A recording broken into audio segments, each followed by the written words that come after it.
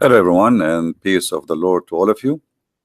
Today, our topic is kind of maybe difficult for some people, especially if you are following the cult of Muhammad, but it's very easy to understand. Every one of us have his own logic. Life is based on logic. The way we live, the way we act, the way we talk, each one of us, he have his own way, which is his own logic of explaining himself, communicating, making decisions. Um, everything you do in life is based in your own logic. In the case of Islam, a Muslim, he is not allowed to have his own logic.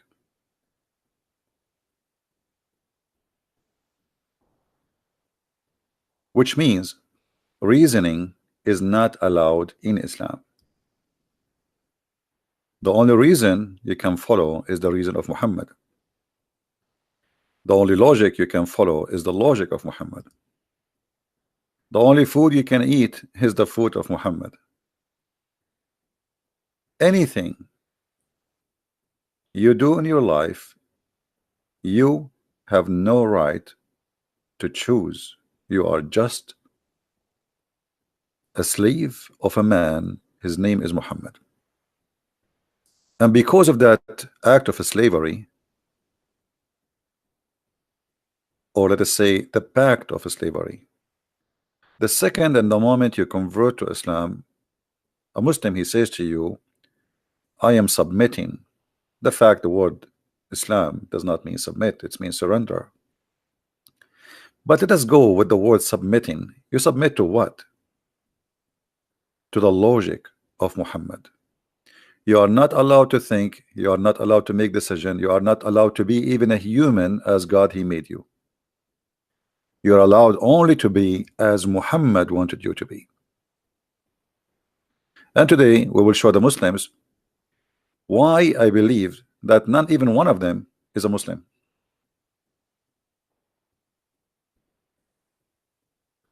And I challenge any Muslim to tell me you are wrong.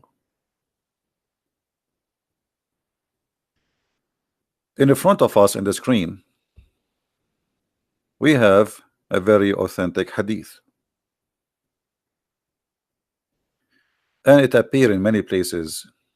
It is sahih, it is correct, and Muslim scholars, they use it in every article they make or any book they ever had. He who copy any people, he is one of them. What people are talking about? The kuffar.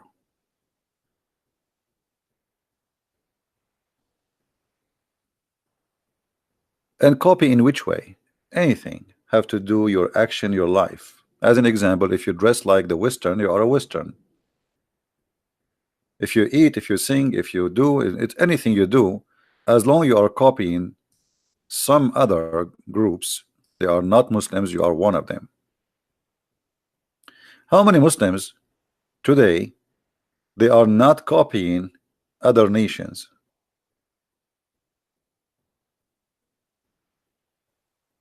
How many Muslim is not dressing like Western?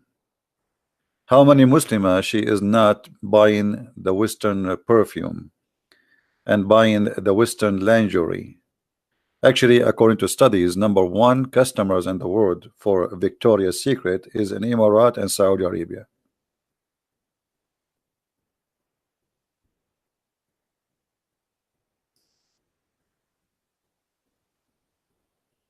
The Muslim women don't have an underwear. They never wear an underwear.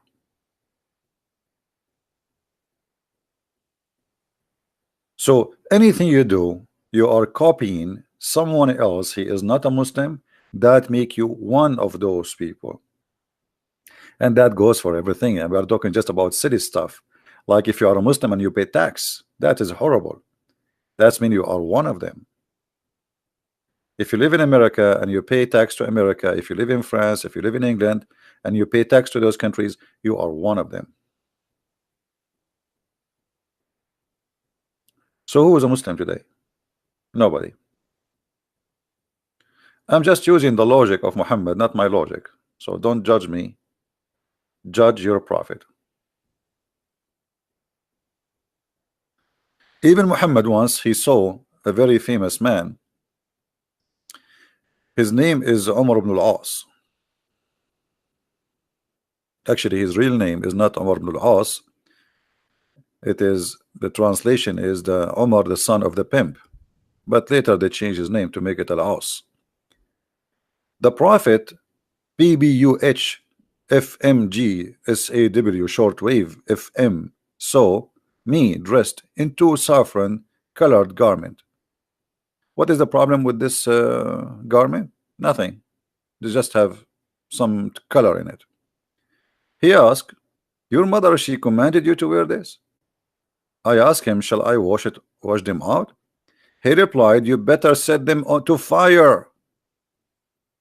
These are garment of the disbelievers, so don't wear them.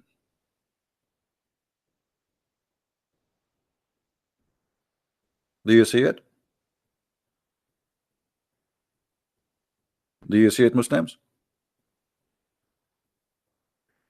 If you wear a garment of the disbelievers, you have to burn it. How many Muslims are burning that garment today?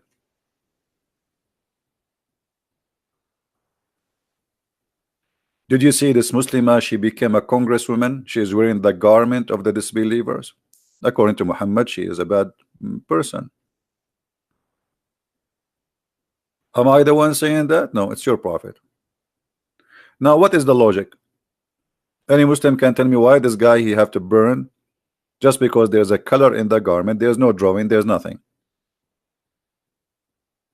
What is the problem? Why he have to set it in fire, and why he cannot wear the garment of the disbelievers?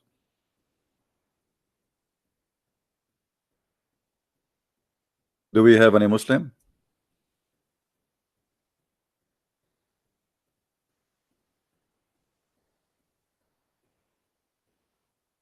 By the way, we fixed the issue with the Skype. So if a Muslim wanna call me in Skype, he can call me, but you need to give me your name. I will add you and I will call you.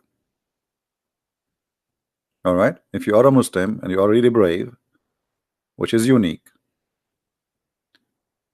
give me your name in Skype. We will call you.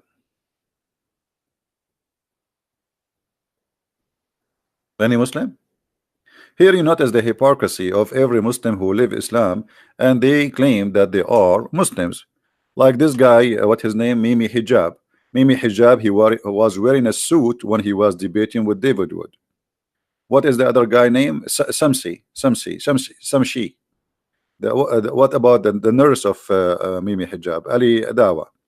All of them, they are not wearing Islamic clothes. According to the Prophet, they are bad people. They are not Muslims. They are actually one of them, which means they are one of the kuffar.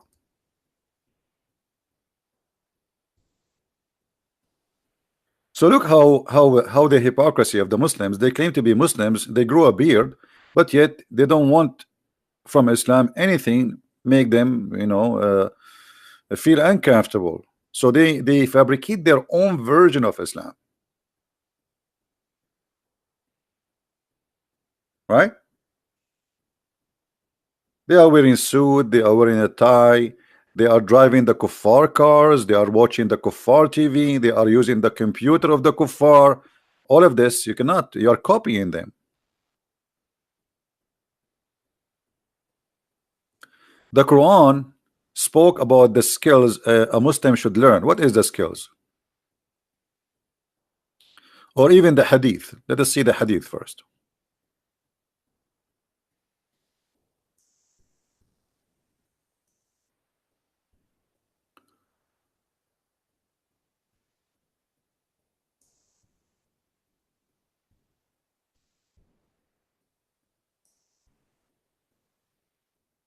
We cannot find the hadith in this website. Okay, let's see. Let's go to the Quran. There's a hadith where Muhammad, he says, teach your sons swimming and riding horses and shooting arrows. But we will show you that from the Quran, even though we could not find it from the hadith in translation.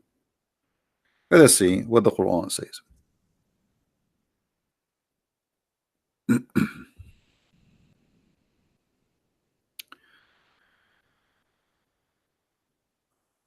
Muhammad, he told his followers that you have to prepare yourself, and this is a message for the Muslims today. This is the only skills Muslims they should have, and made ready against them all kind of power, including steady of war. And look here, look at the Muslim translation. Tanks, planes, missiles, artillery. The Quran says that. The Quran says prepare for them. Those,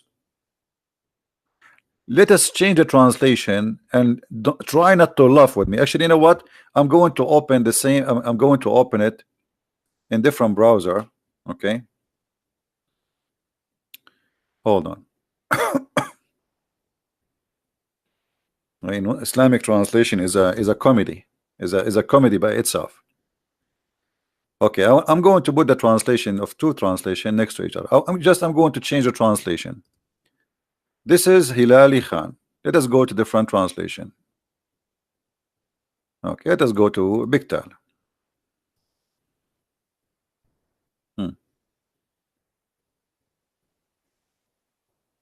Look at this. Do you see what Allah he said?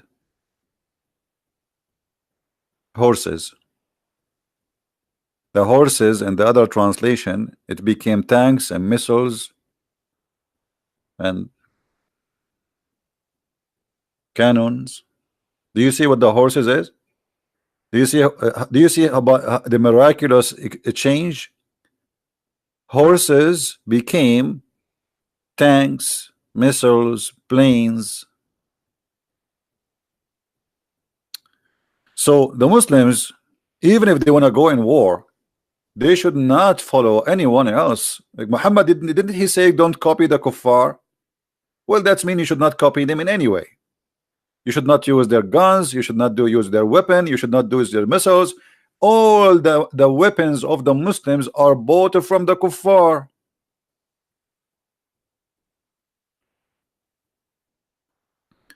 Turkey made guns, and the beautiful thing about those guns, if you shoot more than 3 bullets after each other, the gun explodes in your face. Same as Egypt.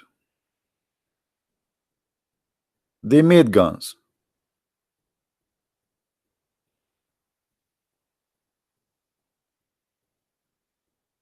So a Muslim, he cannot copy anyone. He is not a Muslim. So how Muslims lives? And now here let us question the logic. What is the problem if somebody like this guy, he wear a shirt have colors on it? What is the problem? Let us say this is how the kuffar, the non-Muslims, they dress. What is the problem exactly?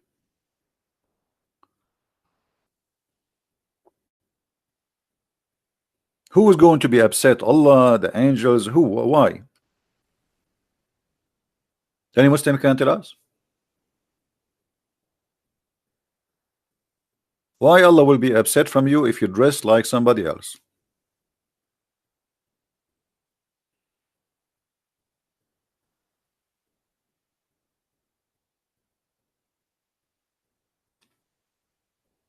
Any Muhammadan? And that will take us to other logic, that in Islam you are not allowed to have any logic. You see, if you go in the Quran chapter 5 verse 101, it says ask not no questions. Okay, the logic of not to ask questions, what is the logic? Verse after 101 explain why, because if you ask you will leave Islam.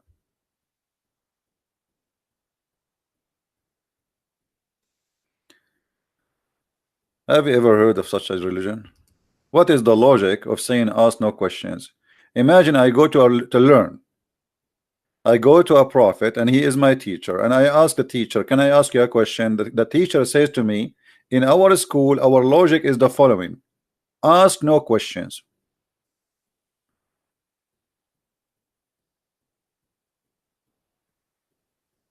So we are talking about a religion believe in the logic of ask no questions. Because if you ask questions, especially the one who troubling, that will lead you into disbelief. And I will give you an example of Muhammad, how he answered questions.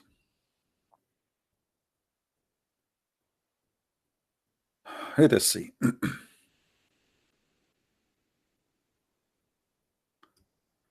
Chapter 2, verse 189. And here, look at this stupid translation. I mean, the Muslim translation is really making me feel I want to vomit. It says here they are asking you about the new moon. It doesn't say the new moon. What the new moon? It says Al-Ahilla. Al-Ahilla is the crescent moon. Okay. So they're asking Muhammad, the Arab, okay, how what happened to the moon? Why the moon changed and became crescent moon? Muhammad, after squeezing his head and his ears and combing his beard like Mimi Hijab in the stage with David Wood, he come with an answer. The answer is coming from Allah. He said to them, oh, you are asking about why the moon became like this? Those are for timing, brother. Right? Right? This is the purpose of the crescent moon. They are asking him, what is the reason for the moon to become a crescent moon?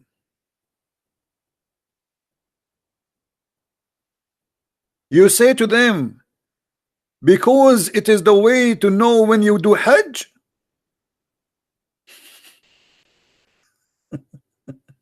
This is the purpose of the moon. What is the answer? They are asking you why the moon, why it is like a week ago it was full, 2 weeks after it became like this. So what happened? So the Arab, they are trying to learn from Muhammad, who have supposedly special connection with his God, and his God will give him an answer which nobody knows.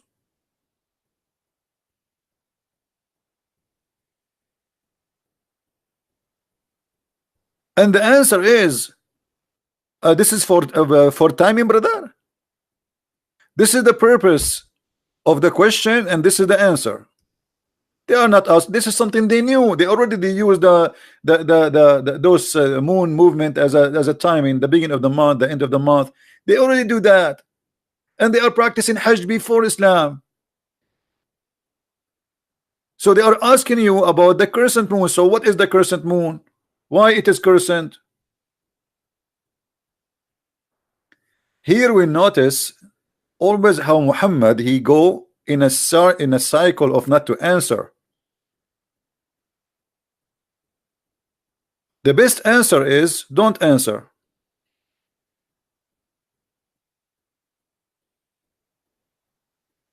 I'm asking you why the moon became like this. You tell me the moon like this for the timing. This is not the reason. The timing is something we created. We as a human, we look around us in this universe to see, okay, what we can use for timing. So we say sunset, sunrise, but in fact there's no sunset and there's no sunrise. Same as for the moon, but this is not the question. The question why the moon changed and become a crescent moon. And look at the funny translation. We change translation, they say the new moon, the new moon. If there's a new moon, since when there's a new moon? Is that a new one?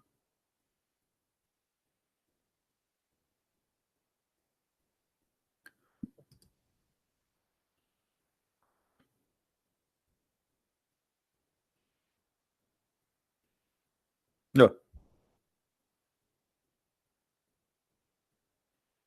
Do we have any Muslim would like to?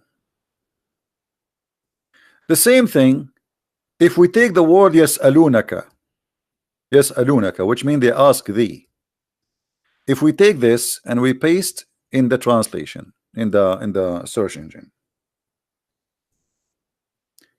you will see Muhammad always his logic is to answer a question is not to answer. Chapter 2 verse 108. Are you going to ask the prophet a questions the same as you ask Moses? What? Look at this guy. Address. What address? You? I mean, those people are really the translators. They are going to give me a heart attack. What address? Address what? Where is this guy? Let's see. Yusuf Ali. Maybe Yusuf Ali is smarter than them. Would ye question your messenger as Moses? Why they cannot question him? He is a messenger. If my teacher is the last one I question, and here by the way it doesn't say even question, it says would you ask the messenger as you ask Moses, which means ask him questions, yeah, but not to question. Right away he accused them by asking the question. They are kuffar. The second you ask Muhammad a question, you are a kafir. You cannot ask questions. Right away he says, oh, you see, the people of the book, they wish that you are not going to have any good for you. So Muhammad, he is saying to the Muslims, if the Christians and the Jews, they start questioning the stupidity of Islam, this is because they hate you. Don't let them ask you questions, brother. Don't, brother. Are you going to ask the Messenger of Allah, brother? Right away, it's so clear that the questions was coming. The source of it was coming from the Christians and the Jews, and Muhammad have no answer.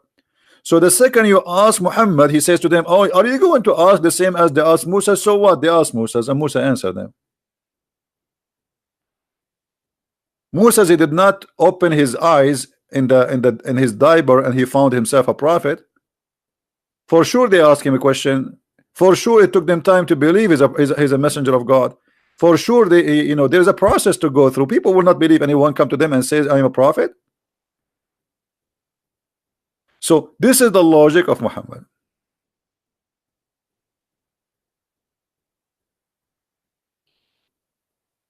And then the logic of Muhammad is the following. Don't you know that to Allah belong all the dominion? No, we do not know. Like, did we see that? The Quran is full of those phrases. Don't you see? Don't you see? No, we did not see. Don't you know? No, we do not know. I mean, how you know yourself?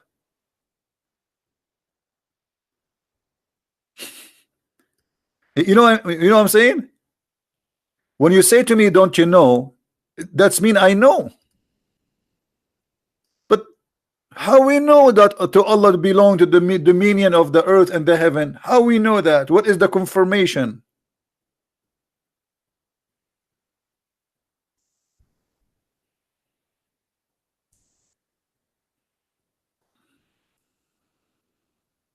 Huh?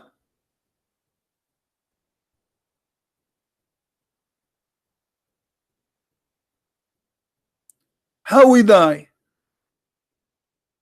How we die, as an example, the logic. When you die, the angels, they hit you in your face. And he says to you, don't you see? Look at the translation here. And if you could see when the angels take away soul from the disbeliever, they submit their faces on their backs. If you see, what about you show us? And what do you mean they beat them in their faces and in their back? So now that you are dying and the angels, they are spanking you, and you are saying to me, if you see,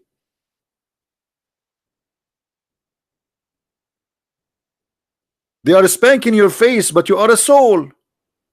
They took your soul. They are spanking what? The soul? The soul have a face and have an ass? You are spanking what exactly?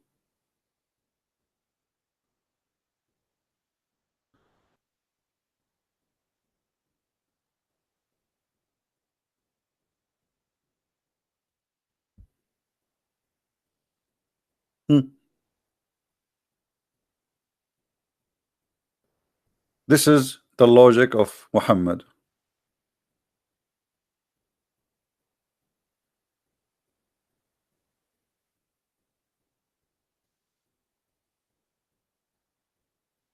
Do we have any Muslim want to say something? Other logic. In the day of judgment, Allah will make our faces black. Why?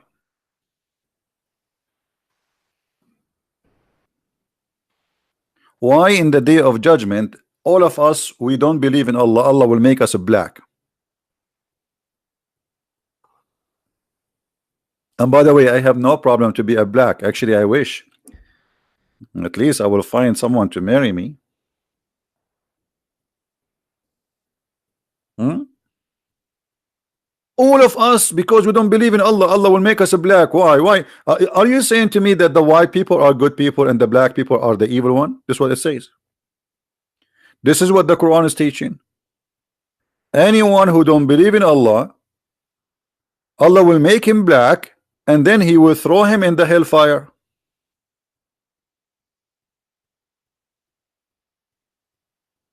What is the logic? Anyone?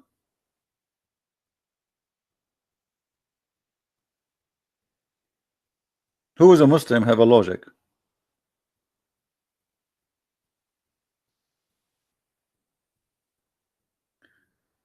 Let us see this comment from Muhammad. Muhammad is an ex-Muslim, as I know. I think he left Islam, right? From Muhammad, I saw your comment saying you left Islam because you watch my videos. I remember. Muhammad said, most Indonesian Muslims said you are a Dajjal. Dajjal mean like you know, like the false Messiah, the liar. They said Saudi future prince will make the end of the world real for Muslims. So they think I am a Saudi prince? Oh, okay. Well, they can think whatever they want. Still, they cannot answer me. They can call me all the names they want, but they cannot answer me.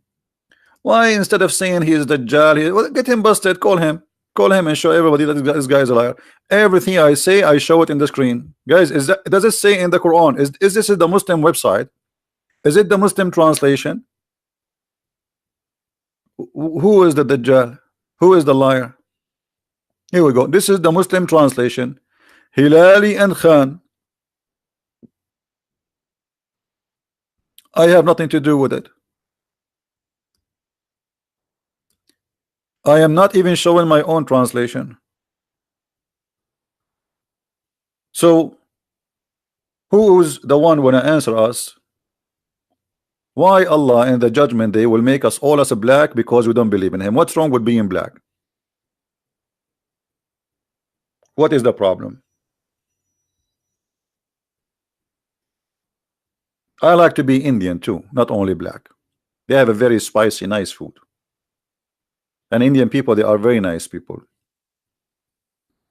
What's the problem? What's the problem of Allah and color? If you remember, Muhammad, he said before in the hadith that Allah, he created according to him, which is shown as the racism of this cult, ugly racism.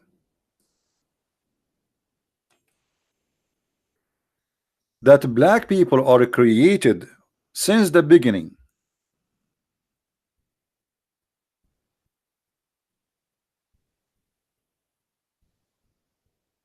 to go to hellfire.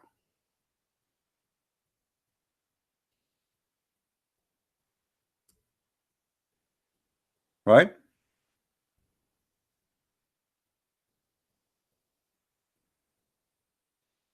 Do you remember the hadith where it says that Allah, he created Adam, and then he hit from his right shoulder, he hit his right shoulder, and he created the white people from his left shoulder, the white people from the right shoulder, the black people from the left shoulder, and then he says to the white people, you go to heaven, and he said to the black people, you go to hell.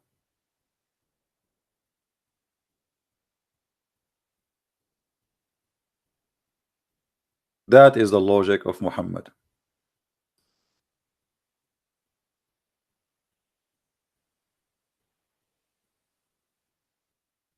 Do we have any Muslim want to say something?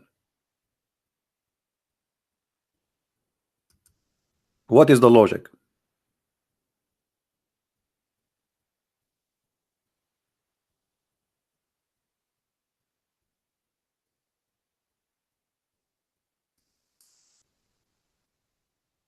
Any Muslim in the bushes would like to say something?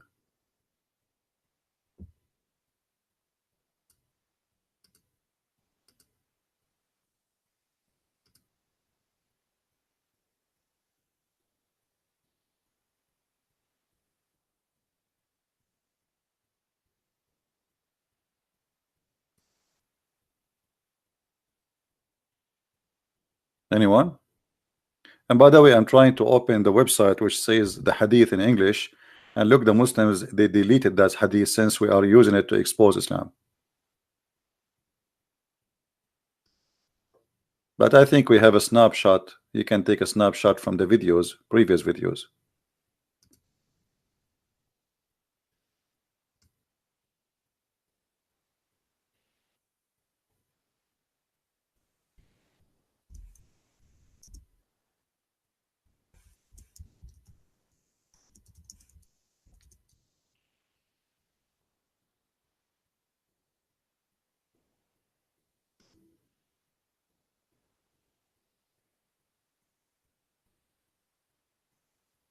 Anyone?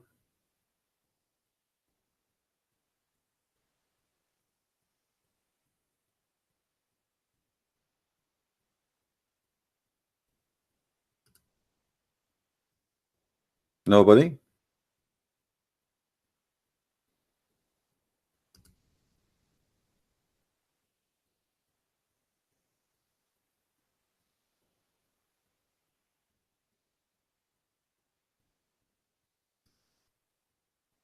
Who is a Muslim would like to give me a call? Who is a Muslim? He can give me his. We can call you in Skype, no problem.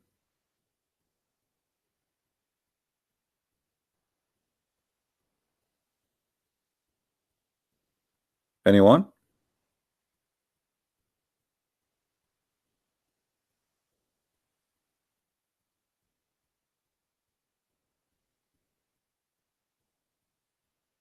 The Muslims, they keep quoting for us supposedly a story where Muhammad, and they call it the last sermon. But the funny, the Muslim, they will not tell you where the last sermon is coming from.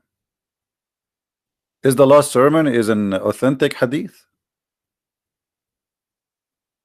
Is it even exist?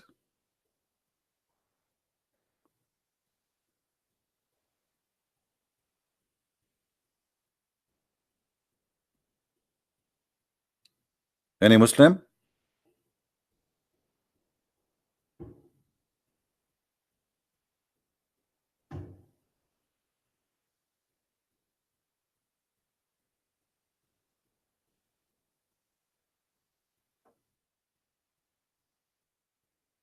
See, I'm giving them a chance to call us. Let us continue then. Obviously, they have no answers. This is a disgusting logic that all, and not only here, I mean, there's many other verses in the Quran speaking about Allah will make people white and black, as an example, with aswaddu wujuh wa tabyaddu wujuh. Allah in the Quran in chapter 82, chapter 27, verse number 82. The chapter is speaking about a jassasa. He mentioned clearly that Allah is going to make all Muslims white and all non-Muslims black. And the same we find in chapter 3 verse 106. On the day when some faces, it doesn't say some by the way, when faces will be whitened, will be white, and faces will be black.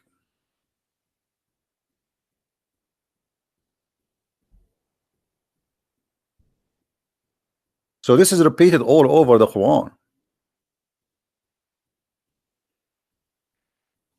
And those who Allah He made their faces white, Allah will have the mercy on them. But those who Allah made their faces black, they will be terrified and they will be humiliated.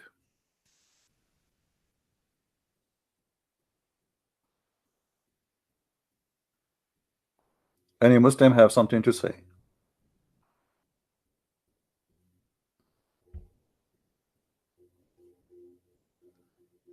Anyone? Let me open my Skype just to let you know we are going to use a Skype because we solved the problem with the Skype. Give me a second.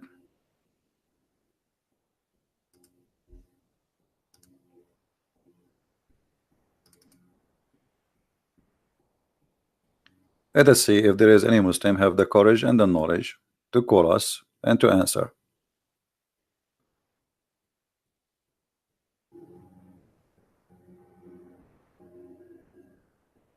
Okay, we are almost in Skype. I know it's taking long to log in. All right, we are in Skype. Who is the Muslim want to give me his ID and I will call him?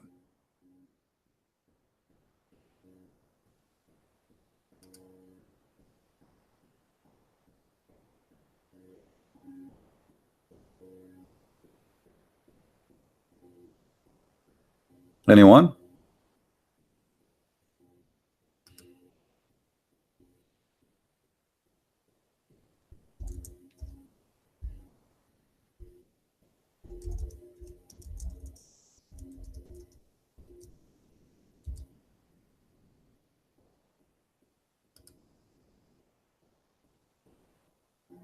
Be nice to Muslims, guys. Those people are victims and they need our help. They have no idea. Most of them, they have nothing to do with Islam. Actually, they are Muslims by name. They are born from a Muslim family.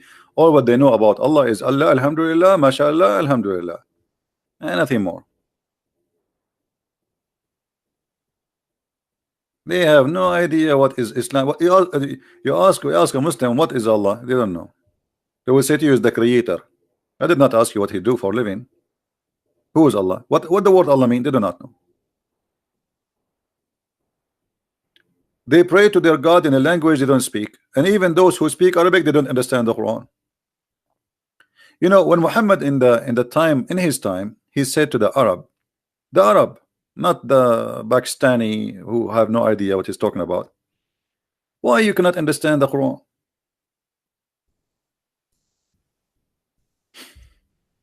Question Muslims, why the Arab could not understand the Quran? And do you understand the Quran? Do you Muslims today understand the Quran?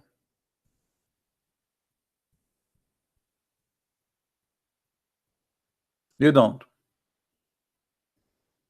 Well, we can prove that in 2 seconds. Not a single one of you here understand what this book is about. Another logic in the Quran, which I find that the only logic can be accepted, is this verse. If this book is not from supposedly not from Allah, the God they worship, the Arab, you will find a lot of contradictions in it. That is the only logic can be acceptable.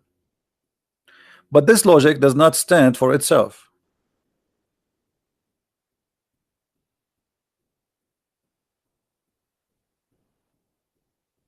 This logic, in the same page, actually, I can destroy this logic, showing you that this logic, showing us that Islam is a stupid cult. Look, go 2 verses before, you will see, who obey the messenger of Allah obey Allah. How you can obey Allah by obeying a man who is a sinner? The Quran confirmed that Muhammad, he have a lot of sin. And then you say the one who obey Muhammad, he obey Allah. What about the one who obey Allah, he obey Muhammad? Because supposedly Muhammad should be obeying Allah anyway. But to say the one who obey Muhammad, he obey Allah, that's mean that Muhammad is higher than Allah, and the obedience of Muhammad is to follow by obedience of Allah, and Allah himself have to obey Muhammad too. How we can say that the good person who want to go to heaven is the one who obeyed the Prophet? Are you claiming that Muhammad is a person who is God, which means he's a perfect, he have no sin? Muslims, do you claim that Muhammad is a perfect man and he had no sin, which will make him God? Is Muhammad is a son of Adam and he's a sinner like us, or he is God?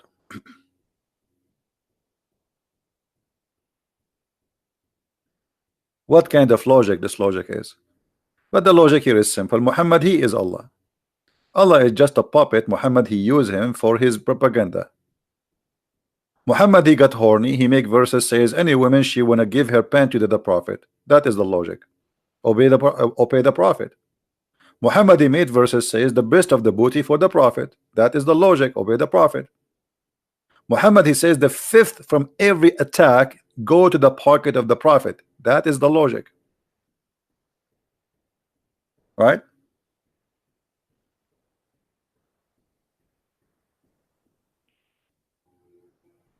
Do we have any Muslim want to say something to us? No name. Give me your name in Skype. I will call you. Don't tell me I cannot call him. You can call me. Give me your name in Skype. Post it. I will call you. Don't make a drama. It's very simple. Give me your name. I will call you.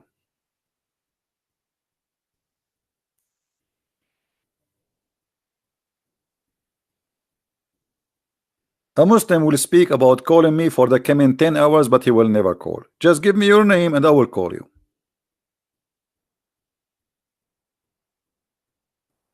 And then after he speak for 10 hours about calling me, he will go and he speak to his 4 wives and he will tell them, see, Christian Prince, I wanted to call him, but the coward, he did not take my call.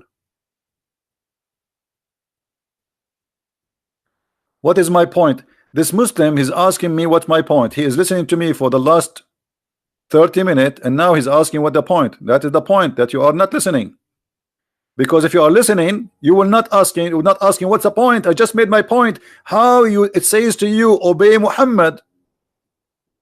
Muhammad himself is a sinner. You should not obey Muhammad. You should obey what Allah says to Muhammad, not Muhammad. The verse is so clear. The one who obey Muhammad, he obey Allah. What about we say the one who obey Allah is the one who will be saved? If Muhammad doing the will of Allah anyway, why we have to put the name of the prophet, the name of a man before the name of a God? Obedience of the man before the obedience of God? And then you will ask me again, oh, what's your point? Isn't it the Quran says that Muhammad is a big time sinner? Did he or he did not?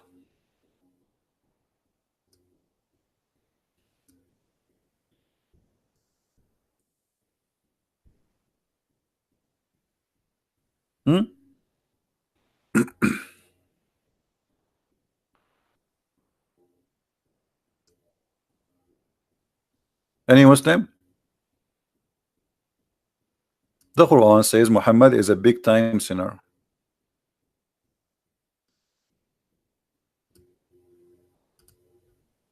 And the sin was breaking the back of Muhammad. And this is why Muhammad, he is the only messenger Allah he needed to do for him a plastic surgery. He cut his chest to remove the burden. Have you ever heard of a surgery to remove burden by washing it by water? Have you ever heard of a burden is in the stomach of a person? Why his burden was he stole a McDonald's sandwich? What do you mean remove his burden by making a surgery for him? What is the logic again? What is the logic? A man, he became a prophet. And now we need to remove his burden. So what we do, we send an angel. And the angel, he bring with him a big knife. And he opened wide the chest of the prophet from his throat all down to his belly. And he take off all the material inside his stomach and his chest. and he wash it with the water of Zamzam. What is the logic? Who wanna tell me?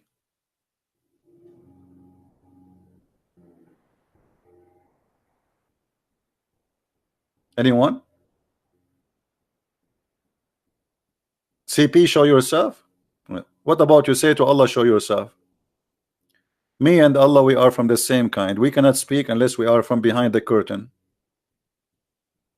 Isn't it Allah? He said in the Quran, Allah, he never speak unless he is from behind the curtain, hijab. Do you want to show you the verse? Why you don't say to your God, the one you worship, you don't ask him, show yourself?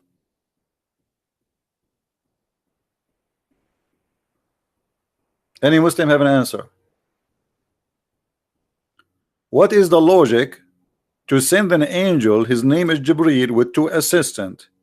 They carry the prophet, they open his chest all the way down to his testicles, and they take all the things inside and they wash it in the water of Zamzam, and then they put it back. What is the logic?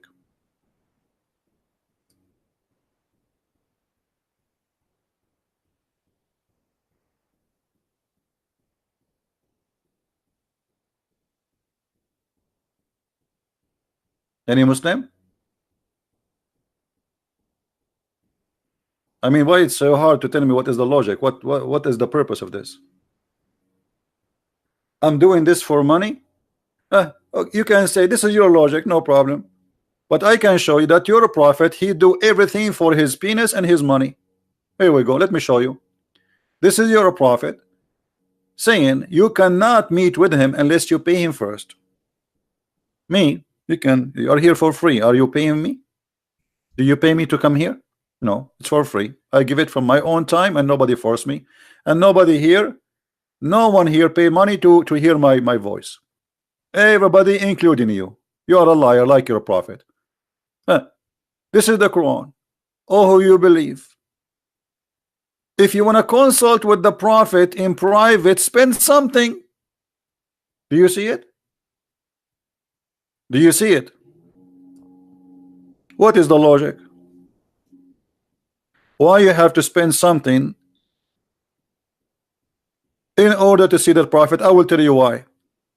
The logic of Muhammad, if you pay him, he will pray in your behalf. Huh? Is that right?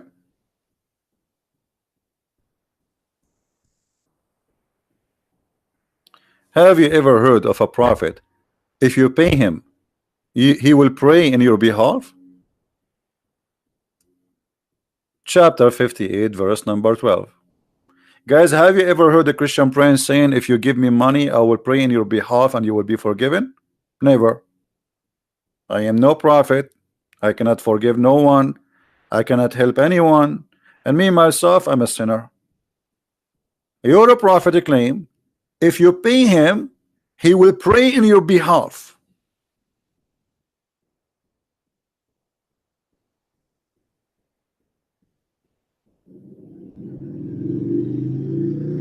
Let us show you another verse.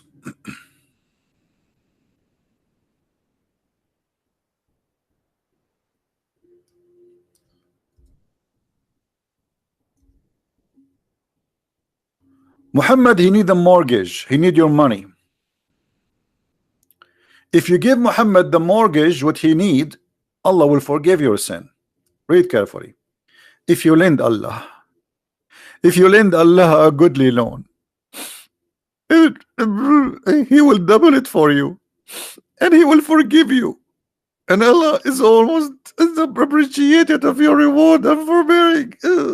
What is that? What is that? This is God? Are you there? This is God? Since when you can bribe God? If you give him a mortgage, he will forgive you. Okay, how much, Allah? How much you want? You forgive me? Okay, how much you want?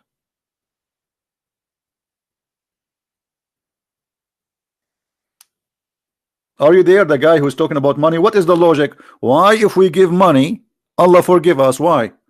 Tell me how. What is the logic? So if somebody is a filthy rich, he gave Muhammad some money, he's forgiven. That's it. That is the logic. If you're rich, you go to heaven. If you are poor, you die. Because the one who can give a mortgage to Allah is the rich one. Same time, what kind of Allah? This Allah, he need give me mortgage to Allah. If you give mortgage to Allah, Allah will give you. Then they give us a mortgage and you know, do what they have too much money. This is the same verse. Muhammad Hijab, after he finished his debate with David Wood, 2 hours after he posted a video saying the same verse, and will lend Allah a goodly loan, spend for Allah cause, because asking people to give them money. Go and watch the video. No, my friend, I am not funny. The most funny person is Allah. What about Allah? What is the logic here? Okay, hold on. Hold on, I'm going with you.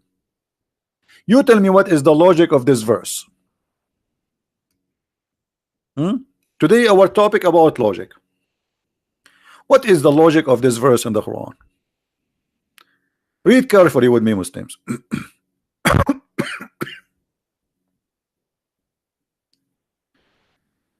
There is no restriction in the blind, no restriction in anyone, the lame, no restriction on the sick, nor on yourself if you eat in your houses.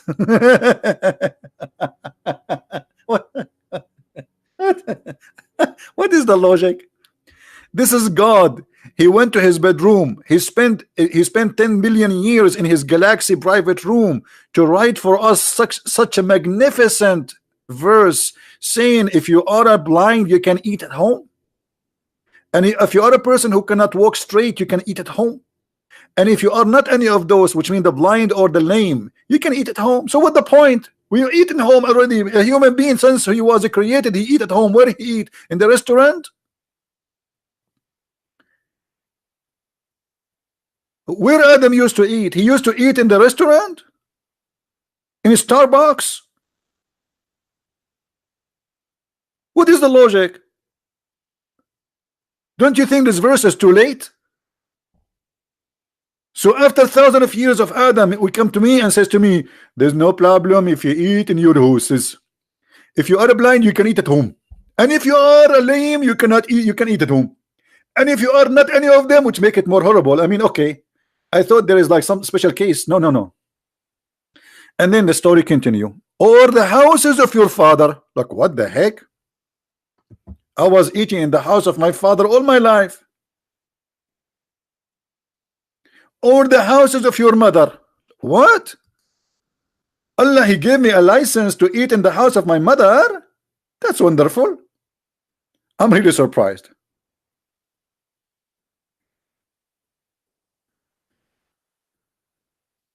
Can you tell me what the logic? And then he continued, the houses of your brothers, the houses of your sister, the houses of your father, brother, the houses of your father, sister, the houses of your mother, brothers, the houses of your mothers. That's God's talking.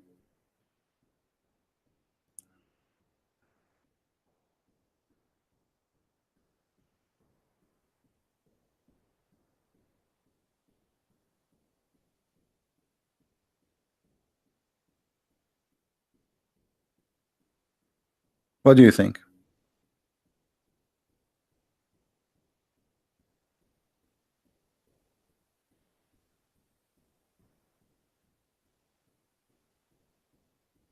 Anyone?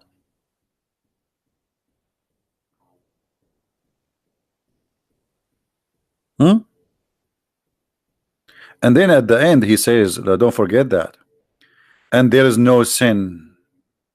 Brother, there is no sin whether you eat together or you eat apart. Discovery Channel. Now finally we discover that there is no sin if we eat alone or we eat apart.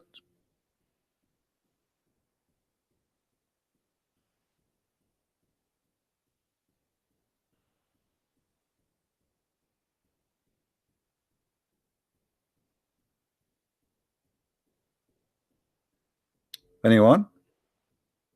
What is this? What is the logic from this verse? What is the logic if I believe in Allah will give me a lot of women for sex? What is the logic? Well, what is that? And those women, they are virgin. Each time I sleep with them, they turn virgin again. What is the logic? I mean, isn't it this is cheating? I just slept with her. So what the point of closing that skin down in her private part? What is the logic? Is that going to make me feel that she is a virgin again? She is not. I just slept with her. What is the logic? Stupid. What is the logic that your God Allah will make your private part endless? You live in New York and your private part in the Amazon jungles, and those crazy fish, they will bite your penis. What is the logic? Why I need to have an endless private part? Like, what about if it is like 6 foot? Not fine. Well, okay, okay, 1 mile. What is the logic of this cult? There's no logic. It's a stupid cult. Everything there is stupid.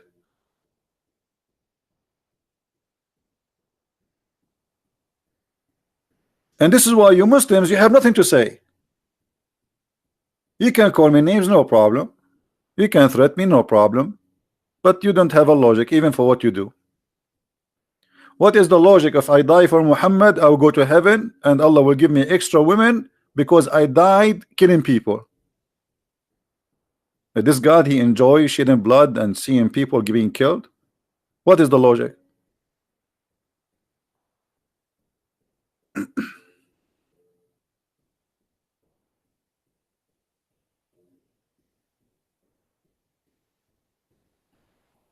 Anyone?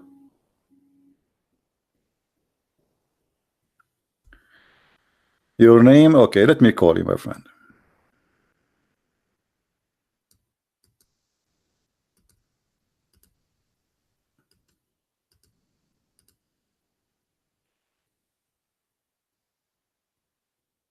You are a Muslim and you call yourself Robert? What kind of a Muslim you are?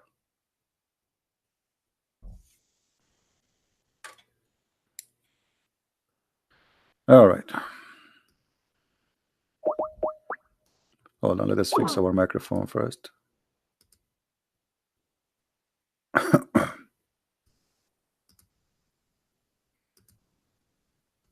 All right.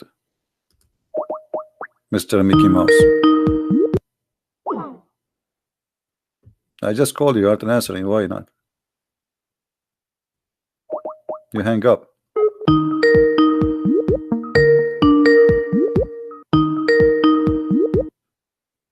Hello. Yes.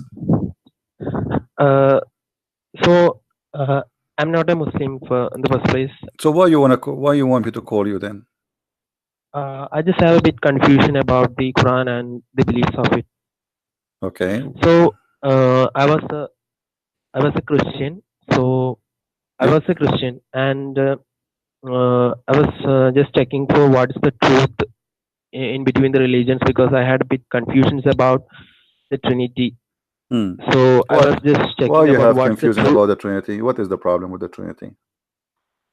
No, I have cleared it. Okay. So I don't have a confusion about Trinity now. Okay. So are you Christian now or not? No, I'm not. I'm Okay. just figuring it out. So what are you now? So can I ask you it out? So before you tell me what you want to ask me, what are you now? What is your religion? I'm just right in between Islam and Christianity. I'm just trying to figure out the complete truth so I can go back. Okay, so what do you want? Oh, go ahead. So the thing is, if someone from the Islamic community came to me and asked, you have, so the basic arguments they gave every time is Trinity is not a god, it is 3 gods, and Okay. or it is God died. How did God die? They are the basic arguments they always make. So my question is, they say to you how God. They say to you how God died. No, how did God die?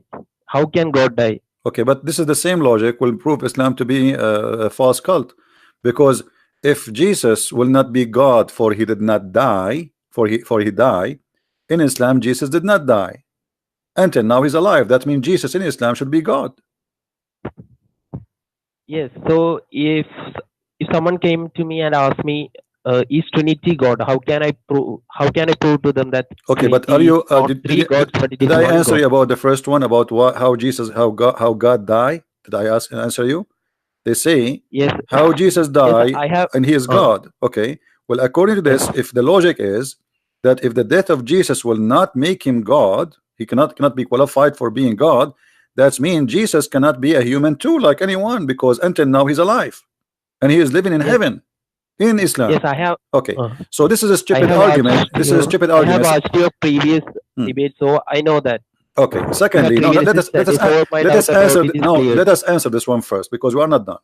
Secondly, Yes, if God, if God, the Muslim they speak about him, yes, he cannot die. They are talking about what God who die. We don't believe that God he die, or what we believe that the flesh of Jesus die as a human being. Otherwise, God never die. So yes, even us as a human, we have a spirit, we have a soul, and we have a body. Is that correct? yes. Okay, the body dead, but the spirit is not dead. So Okay, if that happened to the human, what about God who is a spirit? Our God in Christianity is a spirit. The God of Islam is not spirit. So you but cannot kill God for very simple reason. Number one, he is a spirit. They killed the body, which is the physical body of Jesus. But our God is always living God. This is why we call it resurrection. What is a resurrection? Resurrection is reuniting between the flesh and the spirit. Correct? yes, Reuniting two things. So resurrection is when we say Jesus died, we're talking about they crucified the flesh of Jesus. That what die, but God is always living God. Number two, number three. yes. Uh, uh, when we speak about Jesus, the Muslim they confirm that Jesus is the Word of God. Do the Word of God die? Can you He kill the can't Word die. of God? Can anyone destroy the Word of God? Even the Quran says no. If you ask No. a Muslim, is the Word of God created? They will say no. If Jesus in the Quran confirming that Jesus is the Word of God, and this is exactly what is written in the book of John, chapter 1, verse number 1. In the beginning it was the Word, and the Word was with God, and the Word was the God. So Yes. the Messiah is the Word of God, and he is the Spirit of God, and he is a messenger of God according to the Quran. Three in one. How the Muslim they say that we are against the Trinity? In the same verse it says there's no Trinity, but the Quran give us different form of a Trinity. It says Jesus is a word, Jesus is a man, and Jesus is a spirit proceeding from Allah. So Jesus is a three in one in the same time. So how Okay. one cannot be three, yet Jesus is a three and one in the same time? Here we notice the hypocrisy and the ignorance of the Muslims. It is written in their books, and I'm showing it in the screen. Can you see my screen? Yes. Can you see my screen? Yes. All right. Read with me carefully in the screen. What the screen saying? All people of the book Oh, commit no people. excuse in your religion, nor says aught but the truth. Christ Jesus. They are talking about who? The name is confirmed. The That is a Christ. Son of The Mary. son of Mary is between two brackets no more than, this does not exist in the Quran, a messenger. Okay, so he's a man, and then he is the Okay. word. He's a word, and then this word sent down from heaven. So where is Jesus coming from? He's coming from bestwood in Mary, which means it's coming down from heaven, and the Okay. spirit proceeding from him. From who? From God. So look, who is Jesus? Jesus is the man, Jesus is the word, Jesus is the spirit, three in one. And that is there in their ignorant Quran. So if the Quran confirmed that the three is one and one is a three, how Abdul he says to me that the Trinity is impossible? Okay. Trinity is God, but may I ask you something? Sure. The thing is, in Islam, the God is neither man nor woman. No, who said no? I think. No. Who said that to you? The Quran always call Allah in the Arabic language as He. Correct? Yes, but I have read it somewhere that in Islam the God is genderless. I think I heard That's from false. someone. That's false. Because if the Quran, the God of the Quran is genderless, then how they can explain to us other verse where Allah he says if we want to take a partner for sex, a wife, we will take it from ourselves. So if Allah is genderless, like he have no gender, then Allah will marry who? No, hold on. Okay. If Allah does not have a gender, okay, Allah will marry who? He's God, so why should he marry someone? Yeah, but he will marry who? No, he said clearly, if he want to take a partner as a wife, this is the Quran, chapter 21, verse number 17. Does it say, had we intended to take a pastime, i.e. a wife or a son, we would surely taken it from ourselves? Yes. Okay. So why it says a wife? Why the Muslims they assume it's a wife? It's not a guy. If Allah have no gender. Okay. So they lie to you, my friend. The one who make those articles are a bunch of dummies. Because if Allah have no gender, then how the Muslims assume that this partner is a wife? What about saying a gay, a man? Why they come to the conclusion that it must be a wife? So you see how easy to defeat their lies and their propaganda. It's a stupid propaganda, and they have nothing to say, and that's why they didn't dare to call me. So may I ask you? I knew I was thinking about this, which is the correct right religion for quite some time, and I checked both religions. So my doubt about the Trinity and all the other stuff has been removed partially, or most of it have been removed. I don't understand. I say repeat again. Your mic is not clear for me. What you said? My most doubts about the Trinity. Okay. And Jesus is God. I truly believe that Jesus is God because I was a Christian and I did go to church for 8-10 years, or I'm 21 now. I did go to church until 18, so until I had some doubts about which is the real one, because I didn't have a full explanation for why is Trinity the God. Okay, so now how we can help you? So the last part is in the Quran there are many scientific explanations, or I was watching a video. There are many what? There was many what? Scientific explanations. Give me one. Give me the best one. Theory of relativity in chapter 45. What? Theory of relativity. Theory of what? Relativity. Albert Einstein. Okay, where is that? What chapter is that? Chapter 45. Chapter 45. Okay. Verse number 24, 25. I think that's the one. So are you willing to laugh loud if I show you how they lie to you? 24, you said 24, 25? 25, 26. 25, 26. Okay. Yes. Where it says what you are saying? Chapter, you said the chapter 45, right? Yes, 45, 25, 26. Okay, where it says what you are saying, the theory of what? Relativity. It's about a shadow. Where? Where? About the shadow? Can you please come down? Can you please come down a bit? What shadow? No, I can't see the full 26 verse. Yeah, this is verse number 25, 26. No, I just okay. My friend, but without telling me, let me show you how stupid the Quran when the Quran speak about the shadow. You said the shadow? Yes. Okay. Do you know that the Quran claim that Allah is the one who extend the shade? How he extend the shade?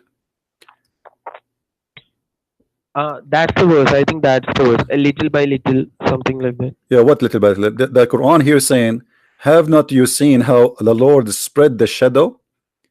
In Arabic it says little by little. The Arabic says he extend the shadow. Okay, how Allah he extend the shadow? Is the shadow is something to extend? Can we extend the shadow? Yes, because it extends in the noon in what? My in the friend, noon, my friend, there's in the nothing. It's morning. called shadow. To extend the shadow. The shadow is just a reflection of light. This is a stupid statement. The Quran saying that the shade is something Allah He extended, but the fact is not extended. What shade is extended? Just to change the source of the light, and then we have a new shadow. Correct? Yes. And depend how Oh. close, how strong it is, the shade will be different. This is stupid statement.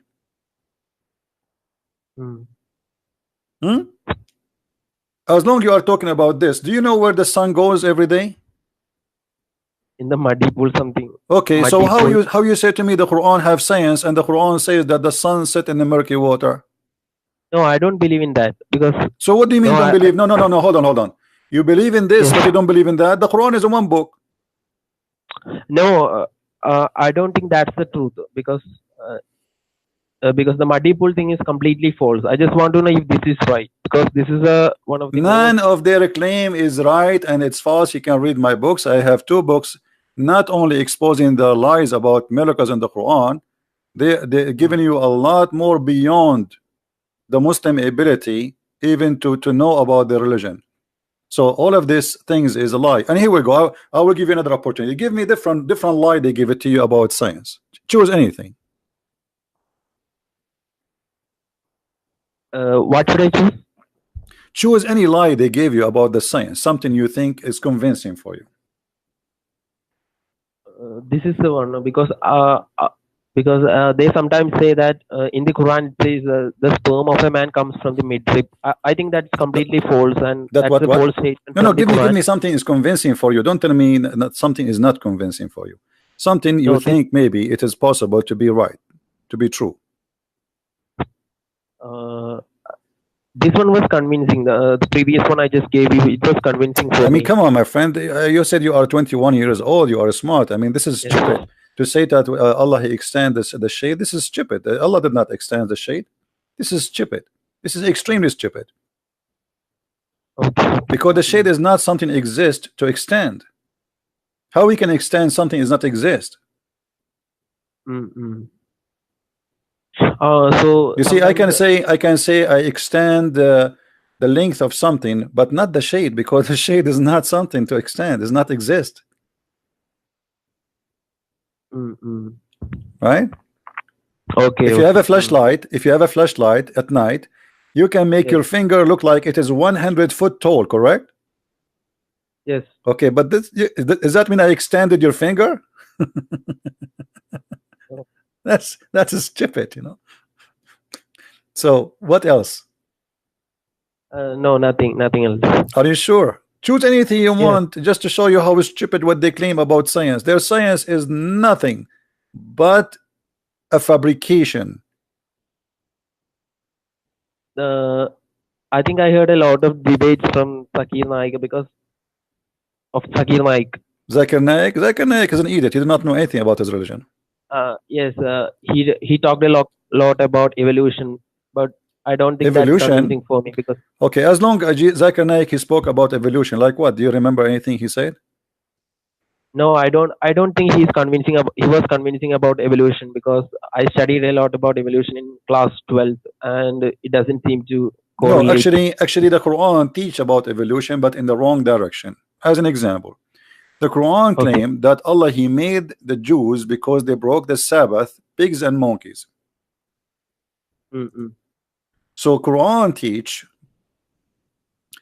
that Allah He transformed human into animals. Those who believe in the evolution, the atheists, the way they believe in it, they believe in the opposite, that we as a human, we are coming from ancestors who used to be something else, correct? So here you read in the Quran chapter 2, it says that those Jews, because they did transgressed in the matter of the Sabbath, Allah He cursed them and He made them monkeys and pigs. And now ask yourself here about this logic. Allah He will make the Jews, or He made the Jews already pigs and monkeys for breaking the Sabbath. Isn't it Allah stupid for not making somebody here rape a woman a pig or a monkey?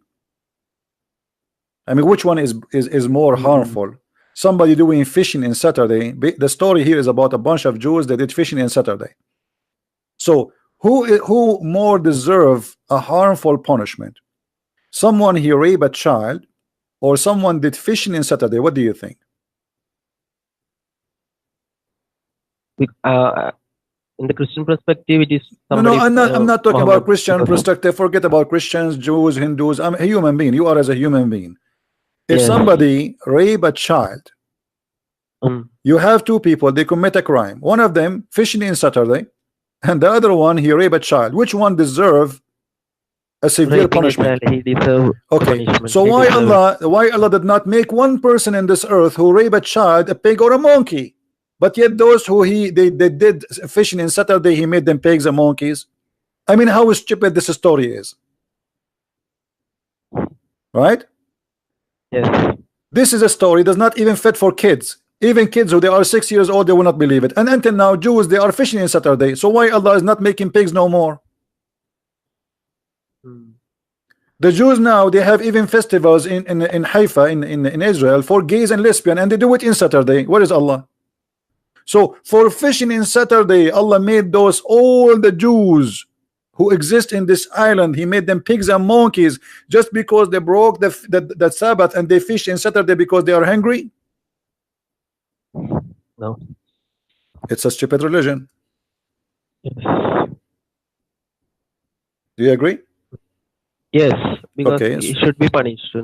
So may I ask you, there are many scientists who praise Quran of it because they say it's intelligent. I saw many YouTube videos regarding it. So why do they say that? Quran is what?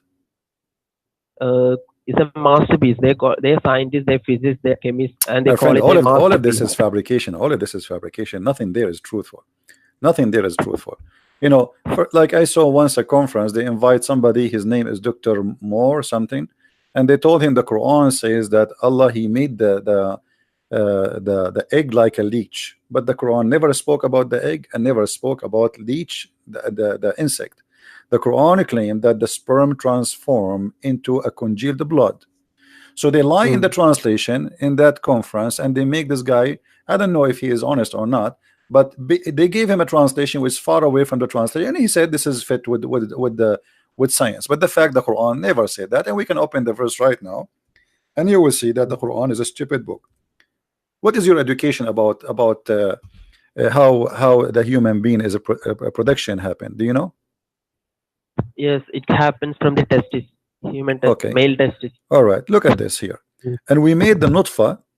We made the nutfa. Nutfa is a sperm into a clot. Is that what science teach? No. So that in that conference, the one I saw in the video, they gave him a false translation. They did not say to him the nutfa became a clot, which is a congealed blood. Does it say in the front of you from the Muslim translation a congealed blood? It says not far into a clot. Yeah. And then we make it what? And what we make the clot? A piece of the coagulated blood. Okay, but so this is me. Talking about but this is the nutfa itself became what? Became a dead blood. Is that scientific? No. And if there is any stage in the human being process of production that you will be a dead blood.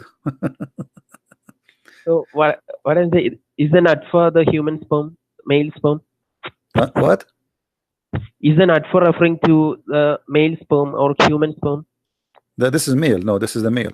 However, Muhammad he claimed in different chapter in the Quran, chapter 86, verse number 6 and 7, that women have a sperm too, and the sperm of the women is coming from the back, from the ribs of the women, and the sperm of the man is coming from the backbone.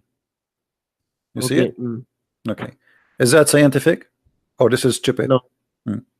Muhammad in the hadith, he said that if a man have orgasm first, the baby will be a boy, and the woman have orgasm first, the baby will be a girl. Is that scientific? I heard that from a bit scientific YouTube channels also. Is that scientific? I have never heard about it, but I heard someone say about it because No, they say my friend, it's true.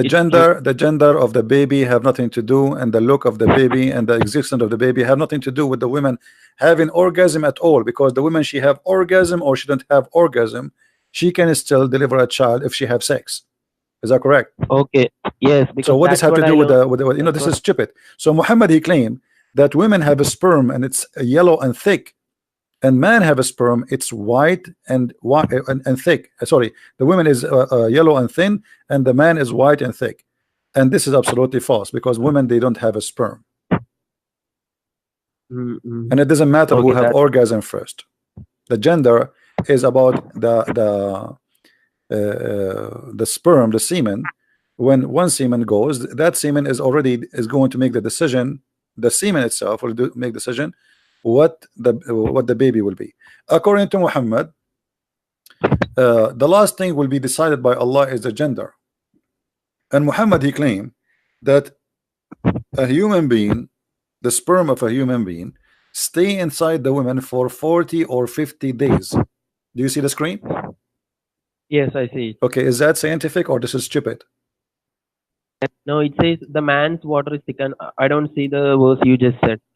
Okay, now what do you see? Do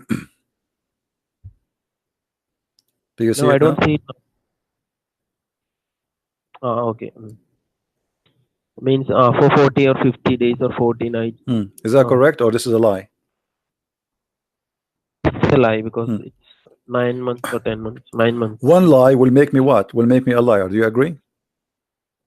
Yes. Okay, Muhammad is a liar.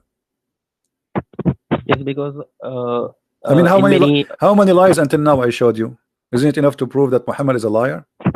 Yes, because I have heard in a Zakir Naik speeches that if there is one mistake in the Quran, then everything is false because it's from the God itself. My friend, I did not show Yes. you one mistake. I make a challenge to all the Muslims who are listening. Every chapter in the Quran itself is a mistake, and this is a challenge for any Muslim is watching who want to call me right now, and you choose the chapter and I will show you the mistake and I will make you read it.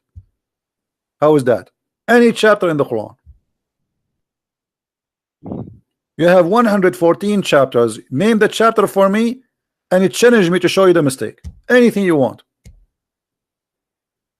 Okay. No. What else, my No, I friend? don't have a No, I don't have any other So confusion. what now? Do you want to? You are still between Christianity and Islam, or you made a decision? No, I made the decision that I want to go to church. All right. So you wanna accept Jesus again as your Lord, as your Savior? Yes. That's wonderful, my friend. So pray to the Lord to forgive you for forsaking Him for some time because you were confused, and I'm sure He will forgive you. And pray from your heart from now on not to let the devil play with your heart, because the devil, my friend, is evil and he would do everything he can to confuse you. Be solid with Christ and don't let the devil get inside you. All right, my friend? Okay. So, if I may ask, if I have any doubt, can I call you again? You know, anytime you can call me, but why you have a doubt? Here we go, give it to me. No, I don't have anyone. No, no, I no. don't But have my one friend, now. But why you want to let the doubt go inside your heart? Why? I mean, already we discover Islam to be stupid and it's a lie. So what is left? Do you have better than Christ to follow? What, you want to follow the Buddha uh, or you want to follow who? no, I don't want to follow Okay, Muhammad so anyways why because the doubt he's will come to you unless you are looking for a doubt, not. right? Okay. So if you leave the doors open for the doubt to come, okay, all the doubt will come. But if I allow the devil always to come to me, he's going to be he will feel home. He will never leave me, right? So it's you who decide really if the doubt will come to you or not. And for sure you can ask questions, and you know it's not Jesus said read the books, because we are different from Islam. Islam is religion against reading, against knowledge. The knowledge of a Muslim is about silly stuff like, can I wash underarm, can I wash my private part? Those questions are allowed. A question about God, about religion, is forbidden in Islam. The second you ask a question to question, it's forbidden. The second you ask question to be stupid, like how many times I need to go around the Kaaba, why the prophet what the prophet he said after he kissed the black stone, silly questions. So there's a question to copy paste and to follow blindly, and there's a question to learn. In Christianity, question to learn is what is important, not a question of stupidity. Like, who care how Jesus washed his hands? You will never see in the Bible seeing, you know, silly stuff like Muhammad. They describe how Muhammad he washed his penis. I mean, why I need to know that? How the prophet wife, she put a dish between her legs and her private part was dripping a yellow blood. Why I need to know that? So Islam is a savage cult. It's a collection of a savagery, and there's you know, you can tell the quality from the quality of the talk, the quality of this cult. You see, you know them from their fruits. From their fruits, you know them. How you know a person? This is what Jesus said. From their fruits you shall know them, not from their names. So Muhammad, he claimed great names for him to the point he called himself Muhammad, which in the praised one. That name alone is enough to prove that Muhammad is Antichrist, for he is claiming to be God on earth. The praised one should be God, not a man. That is a name should not be meant to be given to a man. How you call yourself the praised one? If you are the praised one, who is the praised to? Allah? Correct? God alone. Okay, so how Muhammad is the praised one? That the name alone is enough to prove that Muhammad is a devilish man and he worked for the devil to deceive us. I heard in your previous videos that it says praise for Allah and the Prophet. Sorry, again, say again. I heard in your previous videos that it says in the Quran that the praise for Allah and the Prophet, because that's a false statement. Praise for Allah, or some listen to the something. Listen to what the Allah and the and you said once that why should we listen to the Prophet? We should only listen to the God. Yeah, the prayer. Muhammad, he says, he claimed that you pray and your prayer will be displayed in front of me. The Muslim, they said to him, how we will pray and you are going to be dead? Pray on you. I mean, what is that? You will be dead. He said that all your prayer will be submitted to me, and this is the hadith in front of us. And here the translation is lying. They are saying to in the translation, invoke many blessing on me. In fact, it doesn't say. It says the word salah, and salah mean pray. So invoke many prayer to me. And they said to him, well, you will be dead. Your body will be decayed. So what do you mean? He says, we prophets, our body is preserved, and all your prayer will be sent to me. Now, who is Allah and who is Muhammad then? And how Muhammad, all the Muslims, their prayer will come to him. How a man, he can review all the prayer of the Muslims? And why they are sent to him? All right? Okay. Don't let the Muhammadan fool you, my friend. Okay, you are smarter than this. Okay. Yeah, don't foolishness is a kind of fashion these days, and Islam is a very foolish religion. So don't follow the fashion. It's a fashion to be foolish these days. They say to you, be open-minded. Open-minded means be foolish. So is leaving Islam is a crime? Because in Islam, leaving Islam is a crime, but they always say that no, you can leave it if you don't like it. So what's the truth of it? No, Muhammad, he says, man baddala dinahu faqtulu. The one who changed his religion, kill him. They lie. But Muslims, they always say that you can leave the religion, it's no problem. Everything I say, I show the proof in the front of us. Do you see it? Changes his religion, kill him. Okay, I see. So they can lie as much as they wish. Here, nobody can play with us. Nobody. All right? And those Muslims who speak to you, tell them, what about me? You know, you come and debate this person and let's see what you can do.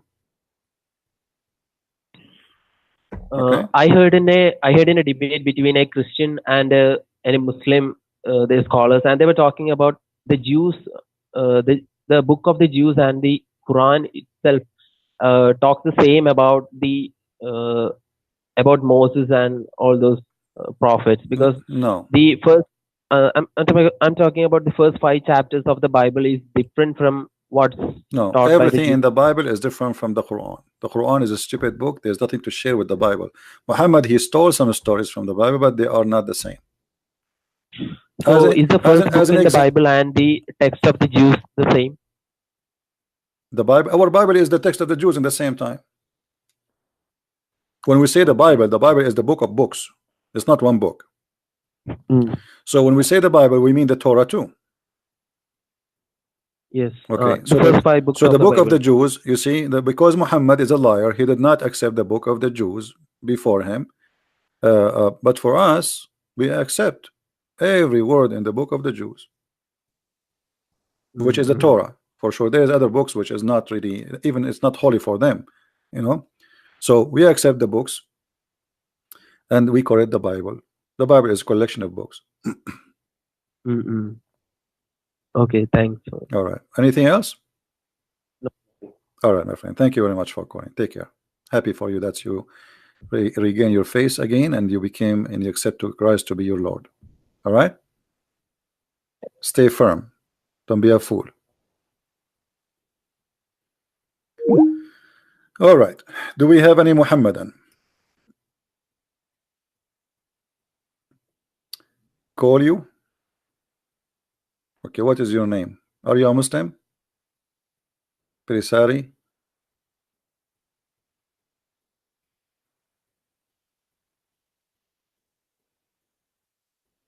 Who is a Muslim would like to call us?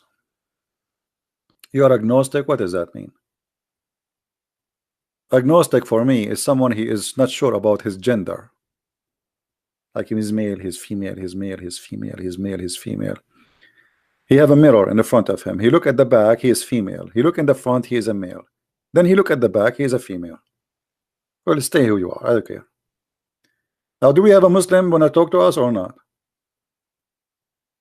You are a Muslim? Okay, give me your Skype. I will contact you. Ibrahim Ansari, give me your Skype, guys. How I'm going to call you? Okay, you can you call you can. If you are a Muslim, you are welcome. Just give me your Skype. I will call you.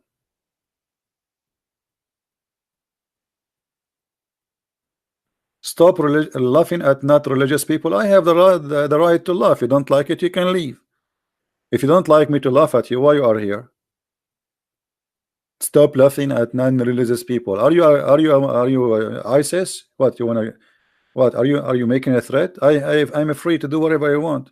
You non-religious people, you laugh at the Christian. Laugh. Why we cannot laugh at you?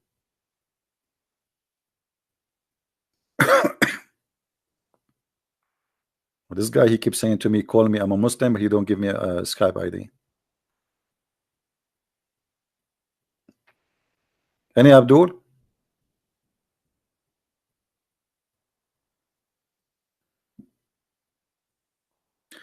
Where I start reading the Bible? Well, the most important is the New Testament. The Old Testament is about the previous history of the Jews.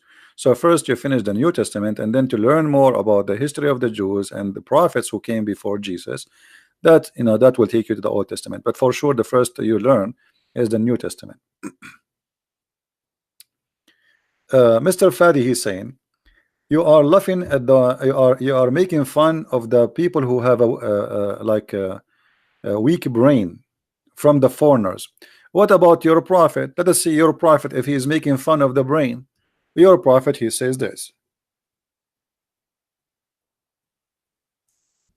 You are talking about the one who make fun of the brains of people, brainwash people. Okay. Do you agree with your prophet, Fadi? That your God, he will give you a penis, will never go soft or limp?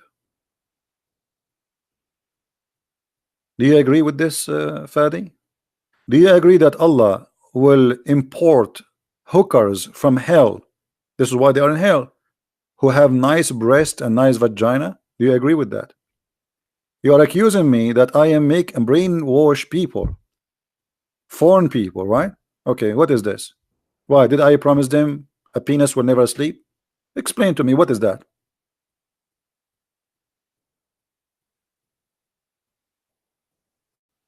Are you there, Fadi? Is that a brainwashing, or this is something good? This is why ISIS, they want to kill themselves. They don't worship Allah, they worship their penis. All of them, they want to get this penis.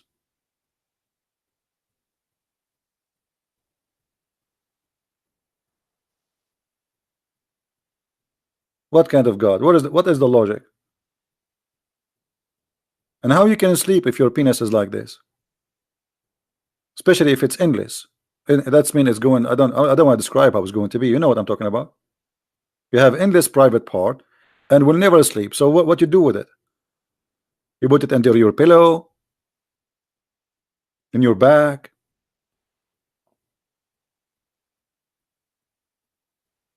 Hello?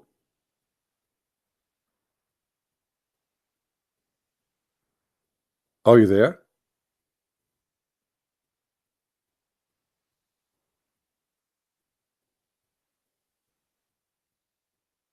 Look what Fadi, guys. Look what Fadi said. Hold on. Let me show you the comment. I wish Fadi he will comment in English, not in Arabic, so he can laugh with me. But it's okay. We will translate. The one who will laugh at the brain is not the one who say things we will get in heaven. Those things will get in heaven.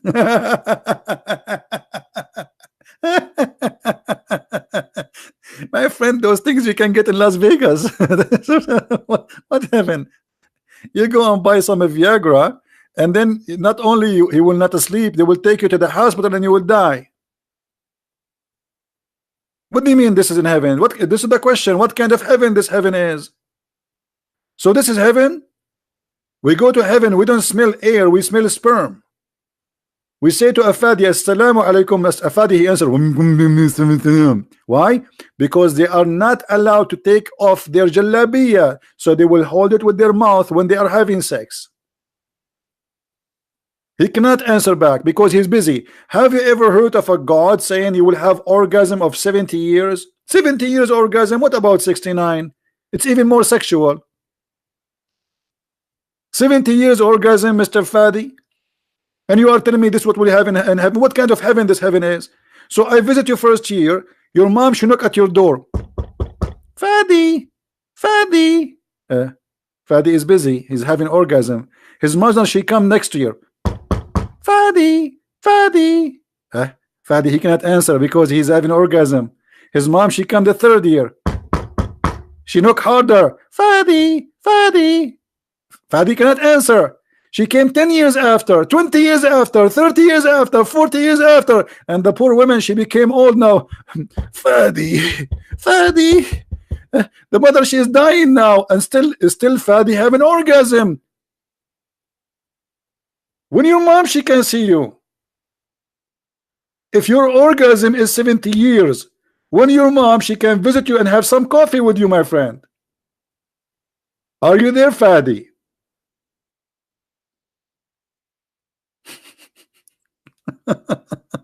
And you are talking about a brainwash? I mean, how stupid this cult is. Sorry, mom, I was having orgasm for the last 70 years. And his mom, she said, wow, mashallah. I wish your father was able to do that to me. His orgasm was like a rabbit. This is why we have you so small. Fadi, how are you, Fadi?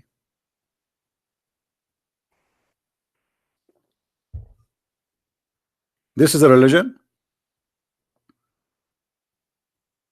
What is left for Mickey Mouse? And by the way, do you know, the guys, that Mickey Mouse is wanted in Islam?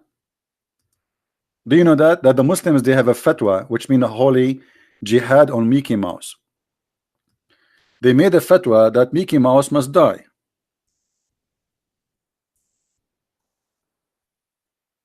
Let us find the fatwa. Hold on.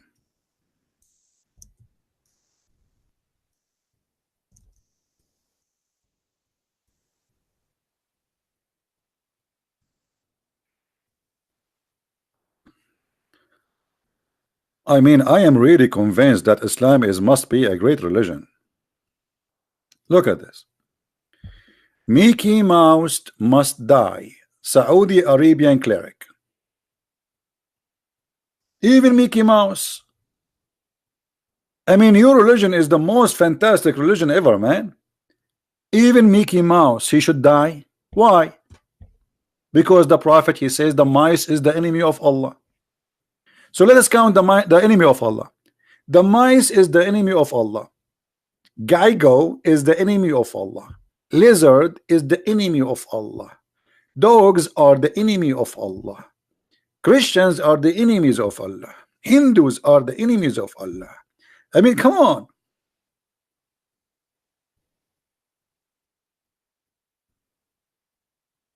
Hello, Mickey Mouse. And by the way, for those who they are asking, Mickey Mouse saying hello, and he's next to me, and he's okay, but he's hiding because of the Muslims.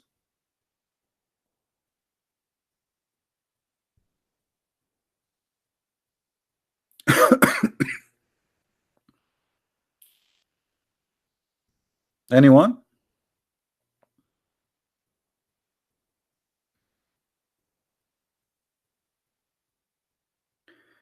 ممكن سؤال. My friend, why you don't give your question in English? You are in an English forum, and you guys, the Arab guys, you are giving me your questions in Arabic. So we want people to see your questions. Don't you know how to write it in English? So what the point if you don't speak English? You are here. Why you are here?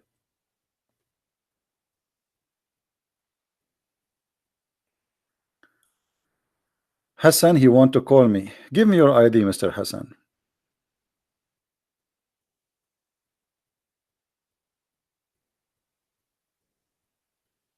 He sent me invitation. Okay, hold on.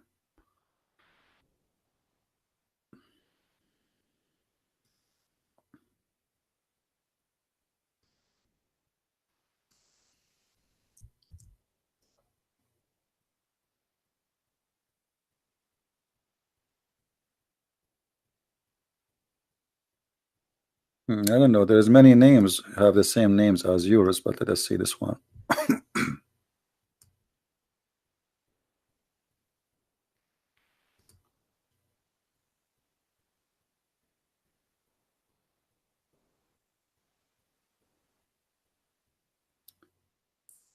Are you the one end with R or the one end with Ali?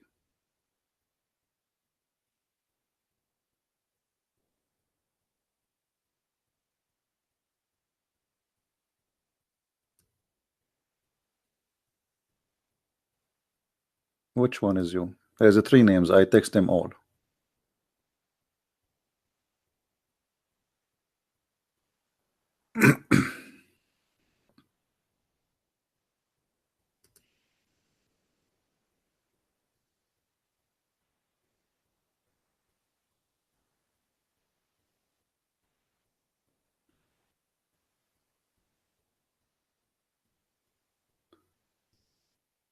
So Hassan, did you get my text or no? Well, I text. There's three names, Hassan Karbala. I texted the three of them, but I received no answer.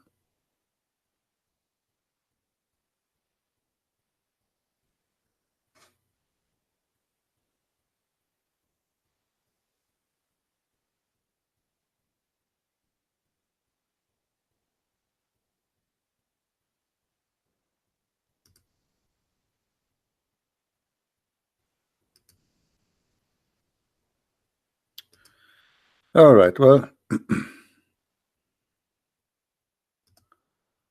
look like Hassan, he cannot text me for some reason.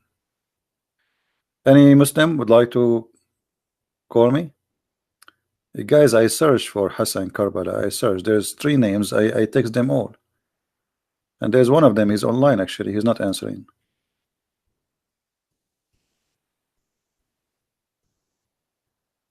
Let us see this one.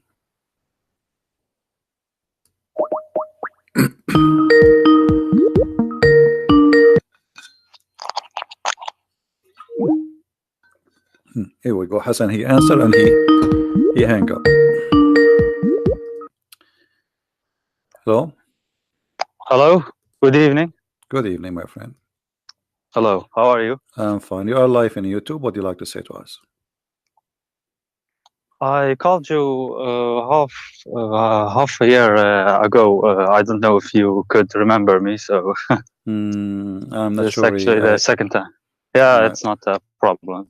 There are many that call you. So All right. So what you want to say All to right. us today? Did you leave Islam when you called me last time? No, I No. didn't actually. But Oh, okay. yeah, All right. So what do you want to I say? have still questions.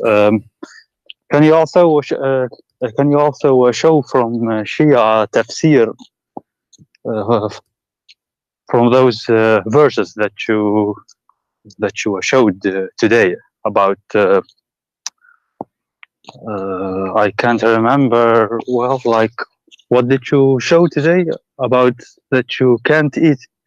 That you can eat at your It is the same. It is the same. mother's houses? Yeah, if you go to the Shia tafsir, it's the same. You know, here we go. Let us go to the Shia tafsir. No problem. Can I give you one tafsir that I have heard about?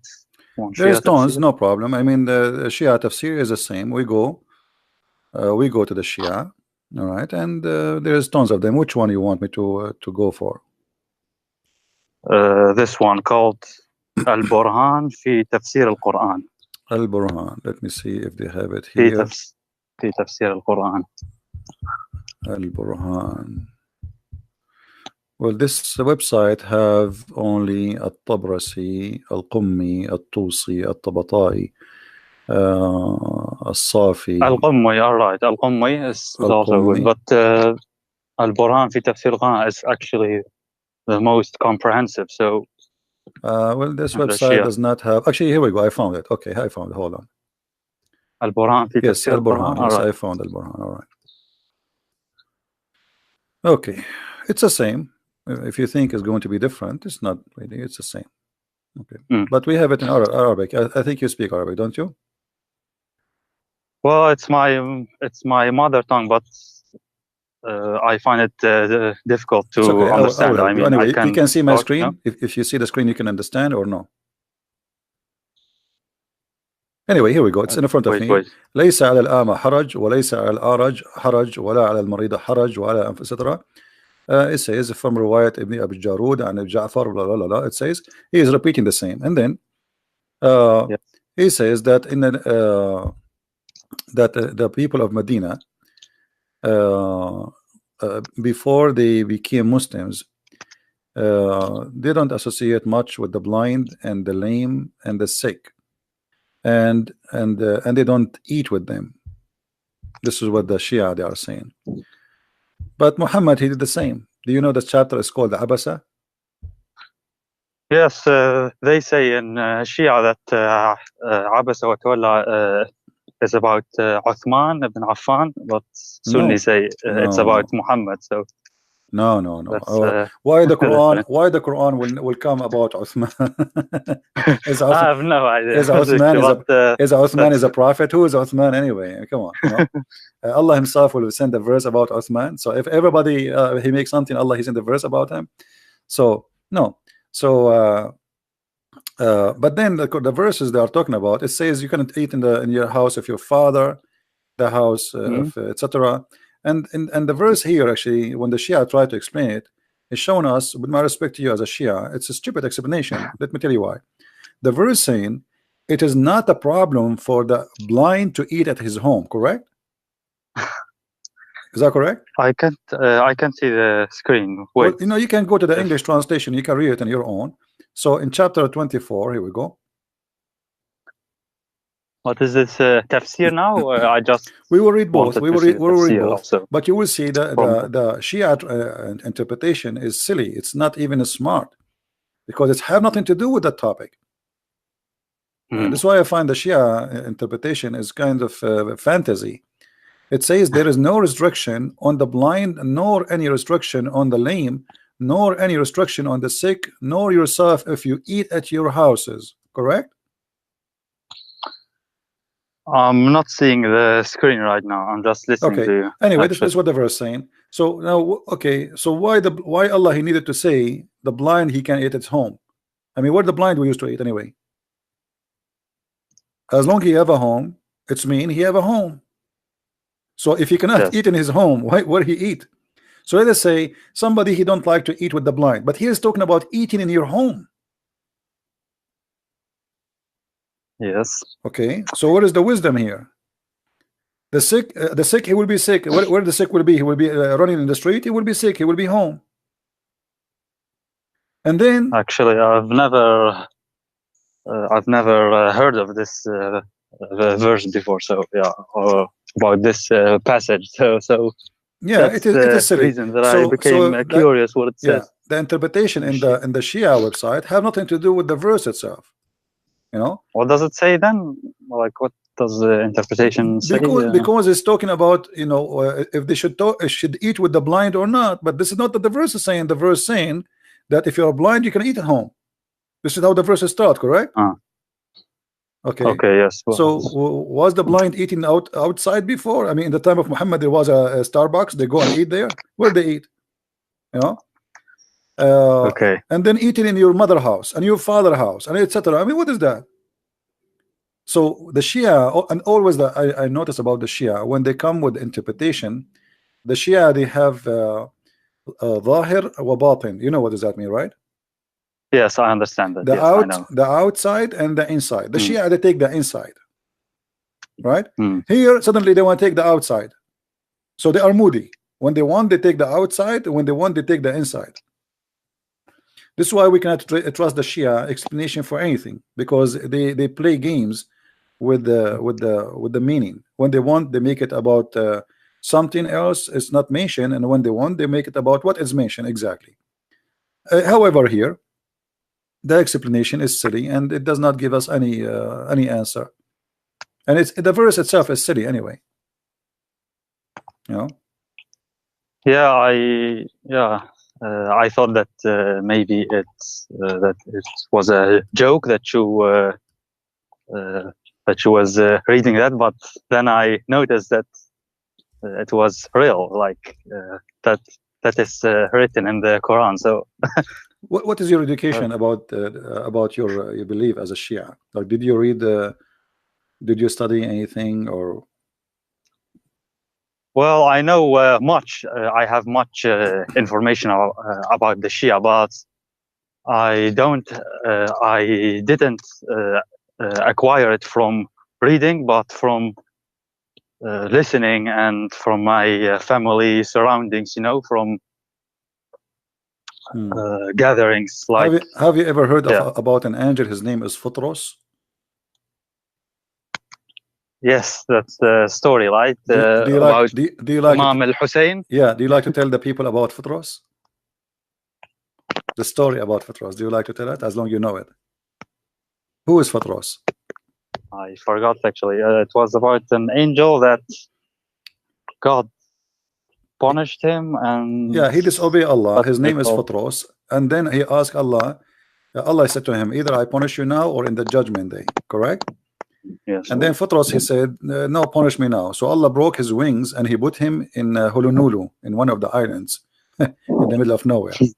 And then one day Futros, he was in his island, which is the Allah, he isolated him in, like it's like a jail. And then he heard a noise in the sky, and he saw a very huge number of angels. And Futros, he screamed, he says, who is this? What's happening? Jibril answered, and he said, I am Jibril. He said, what's happening? He said, today a great thing happened. The prophet, he have a grandson, his name is Al-Hussein. And then Futros, he said to Jibril, can you ask Allah, please burden, so I can go and visit the grandson of the prophet and I can wave my wings over him? I mean, the Shia, they have a huge section of fantasy, you know. And as an example, the Shia, they believe, and you are a Shia, that they believe that Muhammad and his family, they are made of nur, right? Made of light. Right. Yes. Okay. Yes. So when Fatima, she married it from Ali, what the Shia they say? What do you mean? Like, because they say they are nur, they are light. So Ali is light, Fatima is light, right? They are made from light. Muhammad is light, Ali is light, Hassan is light. So when Ali, he married from Fatima, what happened? He just married her, like No, they say that the light married from the light. تزوج النور من النور. And this is why they say the Shia that Muhammad and his family, they are light, because the Quran says in chapter 33 verse number 46 that Muhammad is a siraj, but siraj and munir, right? Okay. Yeah, so they claim that the Quran says that Muhammad is light, and this is the Quran confirmed that Allah himself is light. Correct? So okay, but Muhammad, and here we notice a second ago I told you that the Shia, the funny about them, when they want they take the inside meaning, when they want they take the outside meaning, correct? Here they took the outside meaning. They say, here we go, Muhammad is described in the Quran as a lamp spreading light, and Allah is light. And from that they say that Muhammad and his family, Ali, and I don't know why Ali became light too, because yes, Ali is the cousin. But if this is the case, it means all the cousin of Muhammad must be light too, correct? Why only Ali? Yeah, it's yeah, they say the 14 infallibles, like Muhammad, the three musketeers, Fatima, and the 12 imams, like Ali. Yeah, but you know, Hassan, no, you Hussein, see, no, but you see here the hypocrisy here. Ali is a cousin of Muhammad, correct? Okay, but Muhammad, he had many cousins. So why only from Muhammad and Ali and down we go with their childrens after that? And why we don't count the cousin of Muhammad, the other cousins? You understand me? Yes. Why only Ali? From all the cousins, he is light. I don't know, actually. They say, yeah, like God created them first before everything. Like, yeah, they were stars in the forehead of Allah. They were stars made of light in the forehead. Where is that? Ali and Hassan al-Hussein and Fatima and Muhammad, they were stars in the forehead of Allah. Okay, but is that a hadith or? Yeah.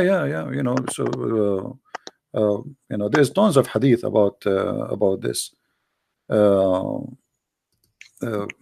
They say. But I they wanted say to know about Ahlul Bayt makhluqat nuraniya, which mean they are from light, but they appear in a human shape. You understand? So they have an appearance of a human being, but in fact they are not. They are made of light. Don't tell me you never heard this before. No, I know this. It's like I have many times heard this, but I'm not sure what is meant by light. Like, I don't know if nur is like the same meaning as light, what we mean now. Yeah, like light. Allah himself. I don't know if that's. Yeah, Allah himself is light. Allah himself is light, and He is the source of all light, supposedly. And Ali and Muhammad and his family. And by the way, Fatima is not the daughter of Muhammad anyway. Since when Fatima became his daughter? What is the proof? There's no proof. Muhammad, he cannot have kids. Fatima is the daughter of Khadija, but she was the youngest of the children of Khadija. So she was called in Muhammad because she is the youngest father. You know what I mean? Muhammad, he married Khadija. She have many husbands before him. She have children who they are in the age of Muhammad almost. So this is why we don't notice Muslims talking about the children and the male children of Khadija. They always mention female children. And the one they mention, especially the Shia, Fatima, why they claim that Fatima is the only one which Muhammad he have from Khadija. But Muhammad is a man, he cannot have children, and this is proven. He have all the wives after. He never been able to have any child from anyone. And Khadija, she was a lot older than Muhammad, so how Khadija she can give a baby? Khadija was 40 when he married her. He was 25. According to them, more than 45. What 40? And she have two husbands. And same time, it's not the fault of Khadija, because already Khadija, obviously, she have kids. But Khadija, she was old, and Muhammad, he cannot have kids. Muhammad, he married women after women after women after women, and then one day Mary the Copt, she got pregnant, and the Muhammad, he thought this is from because he was sleeping with her, but the fact it was not. Even Aisha, she told him, he don't even look like you. So Muhammad, he cannot. Even the Quran says that people, they used to him that they used to say to him, you are the abtar. You know what abtar, right? مقطوع means like cut. You are cut. You are cut off. They are making fun of his private part. You cannot have babies, you know. So you are not man enough. Why? Because you cannot have children, you know. The abtar, I looked it up. Has different meanings. Like abtar means مقطوع الذنب, like without a tail. Yeah, it's about penis, but a man, he don't have a tail, do he? But another meaning is like بقي زواجهم abtar, like their marriage was without any kids. Yeah, you can use this word in many ways, but here obviously talking about him, he cannot have babies. It's obvious. So this is about Lisan al-Arab. I saw that abtar also could mean like someone doesn't have male children, like no problem, only females, and then this is his surname will like it's actually stupid maybe, but yeah, so maybe but look at this I verse. don't know. Regardless of the meaning, it's about him not having children. Look at the verse. Allah, he answered Muhammad, he says the guy is saying to Muhammad, you are abtar, and Allah, he says to him, we give you a fountain. What does this have to do with this? What do you think? Like there's a guy, this is a chapter 108, Al-Kawthar. A guy, he says to you, you are abtar, and then you answer him, says, I have a fountain. What is this? A river, or Fatima, the daughter of Muhammad. That's in the Al-Kawthar. tafsir. Al-Kawthar, yeah, the Shia. See here we go. The Shia now, they give it. Al-Kawthar suddenly became Fatima. Why didn't say Fatima? So Al-Kawthar, supposedly, according to the Muslim Sunni interpretation, it's a river in the heaven, and this river, its water is whiter than milk, and it's sweet. All right, and I believe that Al-Kawthar is a river of sperm, because what the connection between this and this? Think about it. The guy accusing Muhammad that he is not man enough to have babies, correct? He's trying to insult him. I'm not 100% sure, because abtar seems ambiguous, and I don't know, like okay, I will go with you. You cut said off his, you said he don't have private part, but okay. Can you, like, is there a dictionary or a tafsir friend, or any use for that? السيف البتار. What is السيف البتار? The cutting sword? Sharp, the one who cut anything. Okay, so this is abtar. It's a past tense, so it's cut off. As simple as that. All right. So abtar is about cut off. The guy is making fun of him. He's saying to him, "You don't have a penis." As simple as that. Yeah. Okay. I mean, like in the street today, if somebody is rude, he said to a person, "You are not man enough. You cannot have sex." All right. And actually, there is a reason for that. I don't know if you know the hadith where Muhammad, he says, I was the most weak person between all mankind in sex, and then I invoke Allah, and He sent me a dish of al-kufayt, which is kebab, and I ate it, and I get the power of 40 men. You know the hadith? Which book is that? We can find it in many books. This is all over, you know. So he invoked, and even Fatima, she ate, even Fatima, she ate from that. I don't know what happened to her after she ate that kafta. So let me find some reference for you. Al-Kafi or Bihar al-Anwar. Let me see if I can find it in the Shia. But for sure we can find it in a Tabaqat al-Kubra.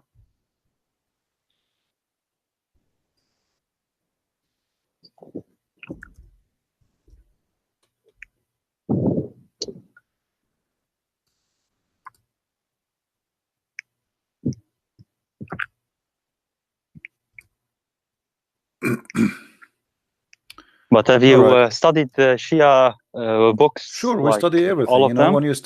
when you study Islamic law, you study all. You don't study only one. So, okay.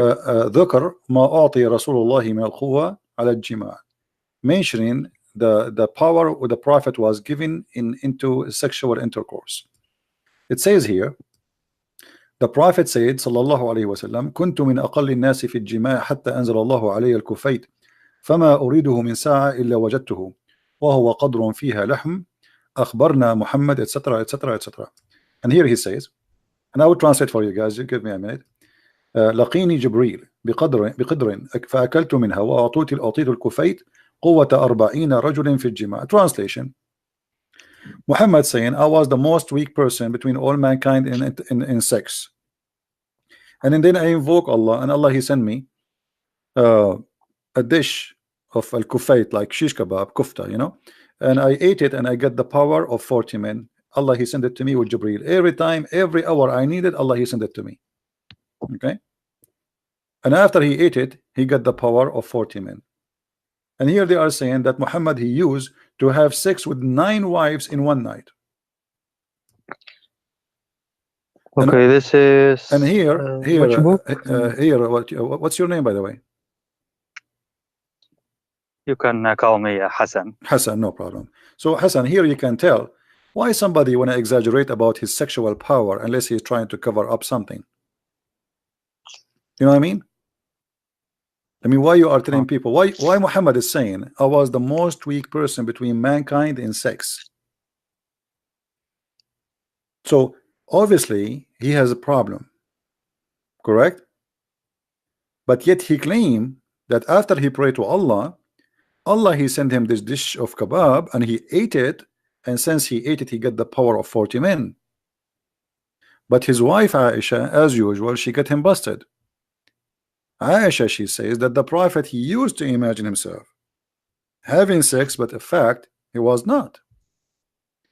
Because Muhammad, when he start exaggerating about his sexual power, women they talk, and the women they ask Muhammad, wives, how was it yesterday? We heard that he did boing boing to all of you in one night. Look what Aisha she was saying to them. The Prophet continued for such and such a period, imagining that he had sexual intercourse with his wives, but in fact he did not. Do you see it? Yeah, but this is Bukhari, and yeah, but it doesn't matter. You know, we have to connect. You see, for me, I don't care if it's Bukhari, Sahih Shia or Sahih Muslim Sunni. It doesn't matter. All is garbage for me, with my respect to you. But at the end of the day, there's no smoke without fire, as they say. Correct? Is that correct? Why Aisha she is saying that there's no smoke if there's no fire? Correct? So this smoke is coming from where? Why Aisha is saying such a thing? Aisha she is confirming here for us that Muhammad he have a sexual problem. He imagined himself having sex. So she is saying that the reason he was bewitched, a black magic, but we know that the black magic does not exist. So what was the real reason? Obviously Muhammad he go outside in the street and he claimed that he is a hero. Yesterday he have sex with all of them, and then when the women they speak to the women, they say he did not even touch us yesterday. What are you talking about? So now how they can cover the lies of the Prophet? They claim that he was under black magic to the point he think or he thought he's having sex, but in fact he did not. And as long we are talking about sex, you know that your Shia, your people, they believe if you wear black shoes that will affect your sexual private part. You know that, right? I have heard that previously. Yes. Yeah. Do you believe in it? Like, I'm not trying to make fun of you. I'm just trying to explore. you know, like I really, I don't know. It's so confusing. So many, like even between. I have to admit, even between Sunni and Shia, I think like, why do we Shia hate Aisha so much if she was the wife of the Prophet, and then she suddenly became like because evil she made the and war against Ali. Obviously, Shia, they worship Ali. There is no question about that. Shia is an Islamic religion born of Islam, but they change. Well, the Sunni, they worship Muhammad. They claim he's a prophet, but the fact they worship him. The Shia, they worship Ali and his family. Yeah. Yeah. Okay, but now, according to you as a Shia, which book you consider is the most accurate? Is that Al-Kafi? Al-Kafi, yes. Okay. Well, Al-Kafi is full of madness too. I mean, Al-Kafi. So, do you believe Al-Kafi is accurate for you? Do you follow it, or you just say? I haven't read it because, yeah, I don't know. I find it difficult to read Arabic books. I can read, but Yeah, as an example, in the book of Al-Kafi, Muhammad, he sucked the nipples of his uncle, and he gave him milk. Is that a true story? I've never heard of it before. Okay. Do you think really this is a true story, or this is fictions of the Shia? If I think it's fiction from Shia. Yeah, same time, like same for Al-Hasan. Al-Hasan, he used to suck, he used to feed from the finger of the Prophet. Let me try to find the hadith. Hold on. Al-Hasan, sorry, Al-Hussein, not Al-Hasan. He used to suck the finger of Muhammad for 2 days or 3 days non-stop, which means he feed from the finger of Muhammad. Okay, 1 second. Like you are showing it on the screen. I'm just looking not? for the hadith. I just remember it, so I don't know the exact number. But as I know that this is mostly in value number 1 of Al-Kafi, page 400 something. I don't remember exactly, but I will find it. Hold on.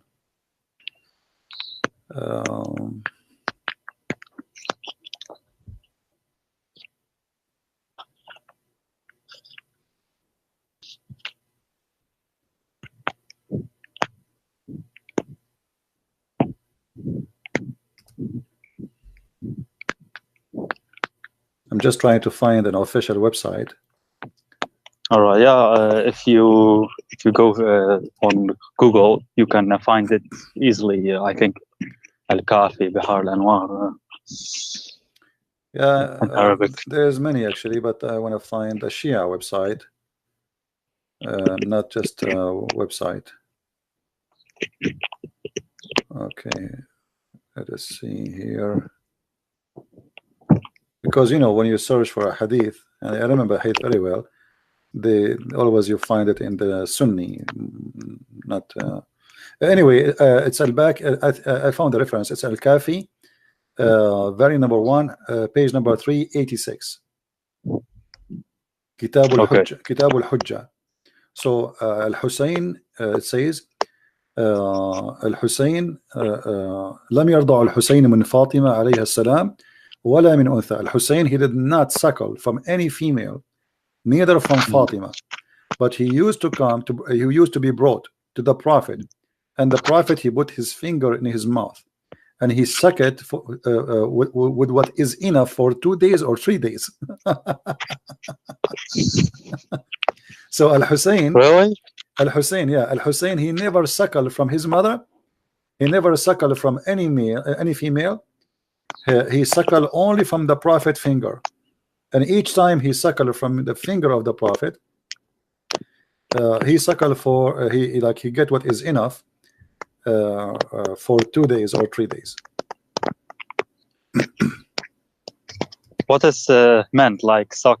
Like, he sucked his finger. The Prophet, he put his finger in his mouth, and then Al-Hussein, he suckled it, and then that will be enough supposedly for 2 or 3 days as food.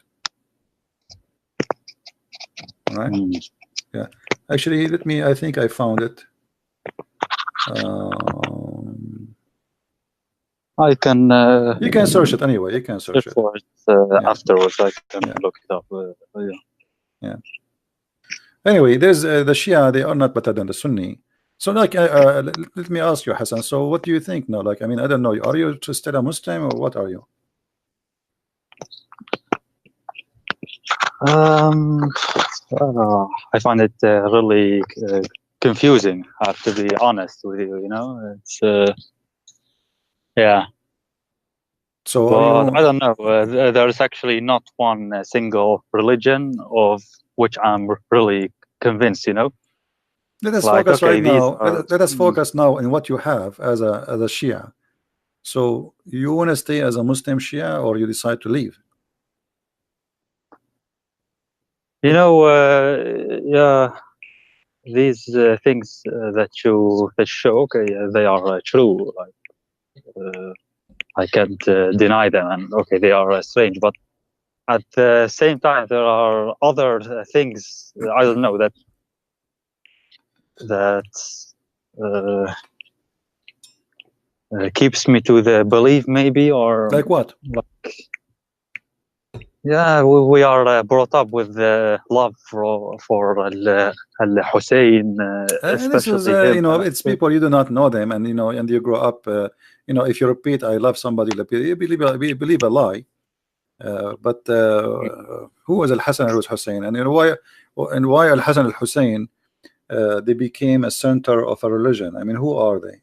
Like, do you know Al way? Hussein, like they say, he's the mercy of Come on, Allah, and yeah, right. You see, there is they go tons. to Karbala, you know. All the hadith about Al Hassan al Hussein, I guarantee you, they are fabrication.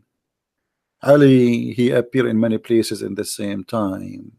Stories of Ali doing miracles.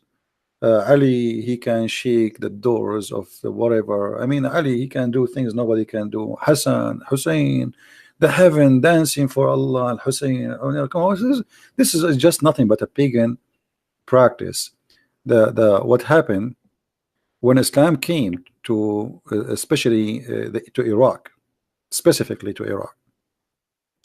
In Iraq, there was Yazidi, there was a Christians, there was Persian, and the Muslim, they came with Ali, correct?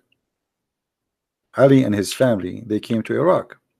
In Iraq, yes, they Yeah. came in Iraq. Yes. So this is why here we find that they made a replacement of their previous cult, like the Yazidi, etc., and they needed something spiritual, so they changed God by a new God. Okay, we got rid of the previous God, now we have new God. So Ali became God, his children became, and they fabricate tons of stories about those children, who they are incredible, who they are like impossible, like Al-Mahdi as an example. Who's Al-Mahdi? Can you tell to the people here what is Al-Mahdi? The Shia, they talk about Al-Mahdi too much. Al-Mahdi in Shia, like in Shia, they believe like it's the 12th Imam. He's infallible, Ma'soom. He has knowledge about everything. Actually, the same knowledge as Muhammad, like it's the same, and he lives on the earth, but you can't see him. Like that's the Shia belief. But the Sunnis believe that he has to be born. What they say? In the Sardab. He lived in the Sardab. No, that's actually a misconception, like a misconception. No, he lives like freely on the earth, but they say we can't see him, but he can see us. He can hear us, but we do. Yeah. Okay, let us make it simple. The idea of Al-Mahdi is nothing but fiction. First of all, they don't even know who is he. They give you different names. As an example, what is the name of Al-Mahdi mother? Nargis, right? Some people, they say her name is Maryam. Some they say Nargis. How he was born? Let me recall. It was a miracle. From the side of her leg, correct? From the side of her leg. I don't know that. Yeah, from the side of her leg. You know, there's no way Al-Mahdi is going to be born of a vagina. Hello. So you see, all those stories is nothing but fabrication. So the guy, he might be exist as a person, But then obviously the caliphate at that time, he kidnapped him, he killed him, because many people, they follow him, and he disappeared.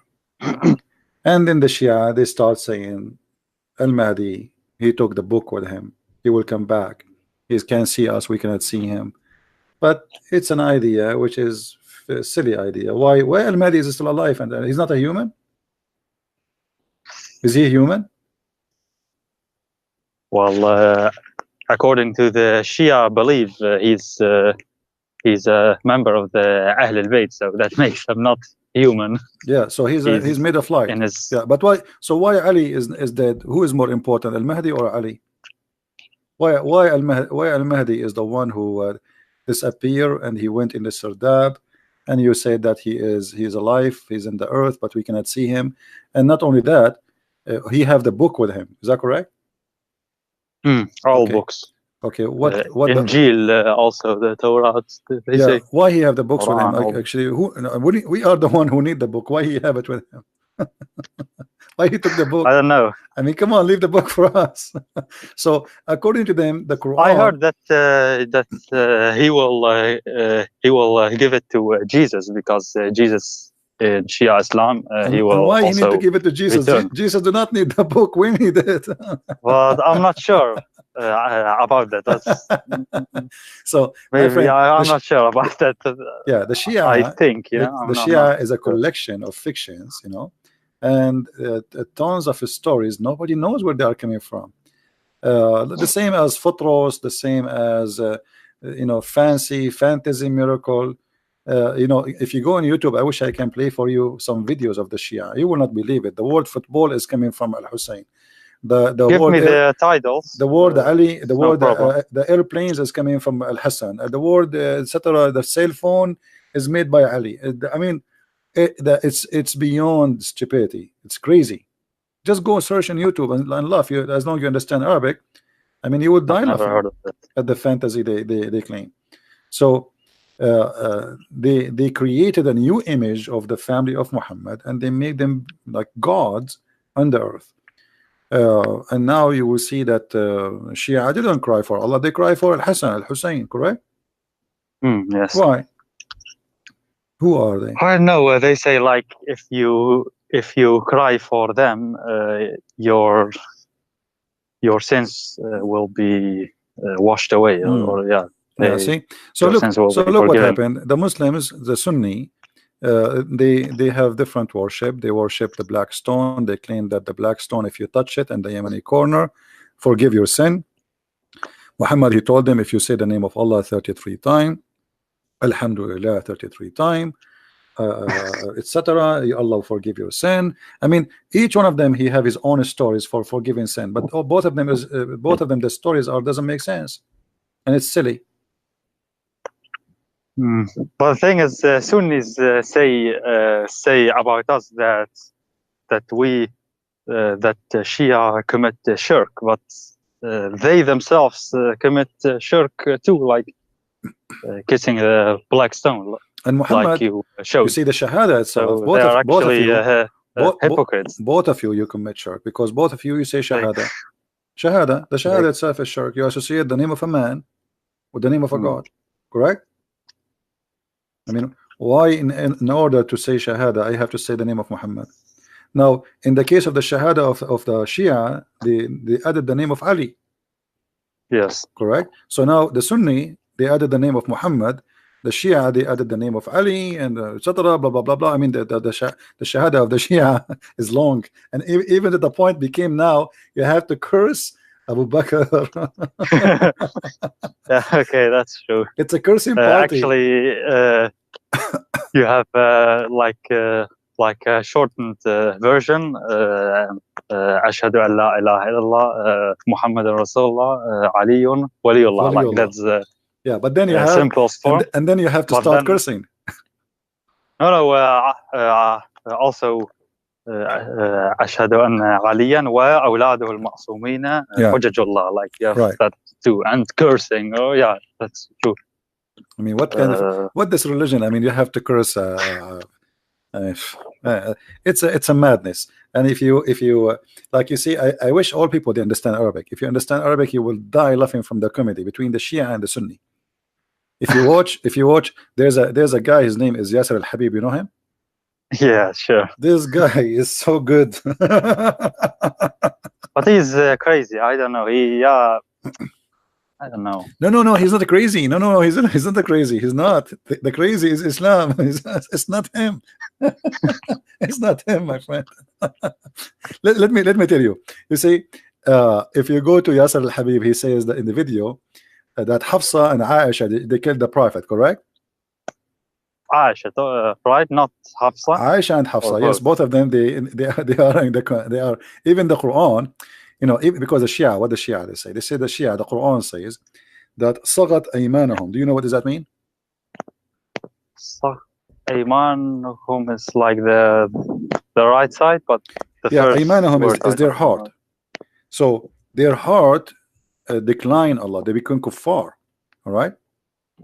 So the Quran confirm that Hafsa and Aisha both they became kuffar in the sight of Allah, to the point he made a threat that he will wage war in them, and he will send Allah and Jibreel and the believers and every angel in this earth to fight against the women. I mean, here this verse alone, Hassan, should be enough for you to leave Islam. A guy in the Quran, okay, but what does the Shia tafsir say? It's the same, but it's more aggressive against Aisha. It's all about Aisha. She is ugly, she is evil, she is blah blah blah. You know the story. But here, the story here, regardless of Shia or Sunni, if two women they have a problem with their husband, what kind of a man he need the following support against those two women? I don't know if you can see the screen. Wait a minute. If ye two turn in repentance to him, your heart are indeed inclined. But if you back up each other against him, which means Muhammad, truly Allah is his protector, and Jibreel, and every righteous among those who believe, and furthermore the angels will back him up. I mean, if you hear this, you will think that this is a war will happen between the Soviet Union and the Muslims, between America and all the Muslims. Like somebody have nukes, you know what I mean? I mean, you need Allah and Jibreel and every righteous and all the angels to support you against two women. They are 5 foot tall, and they are your wives. You know what I mean? Yeah, it's for me it's confusing. Like why are they his wives, like Aisha and Hafsa, and both are like so much hated in Shia Islam. Like sometimes I think like why did God choose that? Like, and not only that, actually, you know, I don't know how much you know about the Quran, but the Quran based on this. You know, if Aisha and Hafsa they are bad, isn't it the Quran says wal khabithatu lil khabithin? You know what does that mean? You know what al khabithat means? I know what that means, yes. Okay, like can you translate? Evil or okay, the evil so or the evil. If both are evil, and the Quran says that Allah make the evil women marry evil men, so how Muhammad marry them? Unless he is evil too. I guess Shia say this is an exception, like for what exception? Muhammad That's and it. Ahl Bayt. No. It says, you know, like the translation of the Muslims is very funny. The al-khabithat, the filthy bad ones for the bad ones, which means there's no exception. Doesn't say. Do you see in the verse any exception? Doesn't say any exception. That's it. The bad ones will marry the bad ones. So Allah will make it. It's like a destiny. So Allah will make the bad women marry a bad man, because this is what they deserve. Then we find that Aisha and Hafsa, both of them, they are khabithat. So how this is work? This is why we say the Quran is a joke. You know, bad women, they marry bad men. It's a destiny. So if Muhammad was a good man, and his wives are bad women, and the Quran says Allah will make always bad men marry bad women, and bad women marry only bad men, and vice versa, and the good men, they will marry good women. So was Aisha and Hafsa bad or good? When their heart inclined and they have a strike against the Prophet, and the Prophet, he made verses claiming that Allah, he sent it to him. Oh yeah, and Shia Islam, it's like blindingly obvious. Yeah, and you know, both of them here, they are in trouble because the Quran for the both, for the Shia and for the Sunni. I know that the Shia didn't agree with the whole Quran. They say there's corruption in the Quran, but it's still, you know, it doesn't matter really. It's as you see.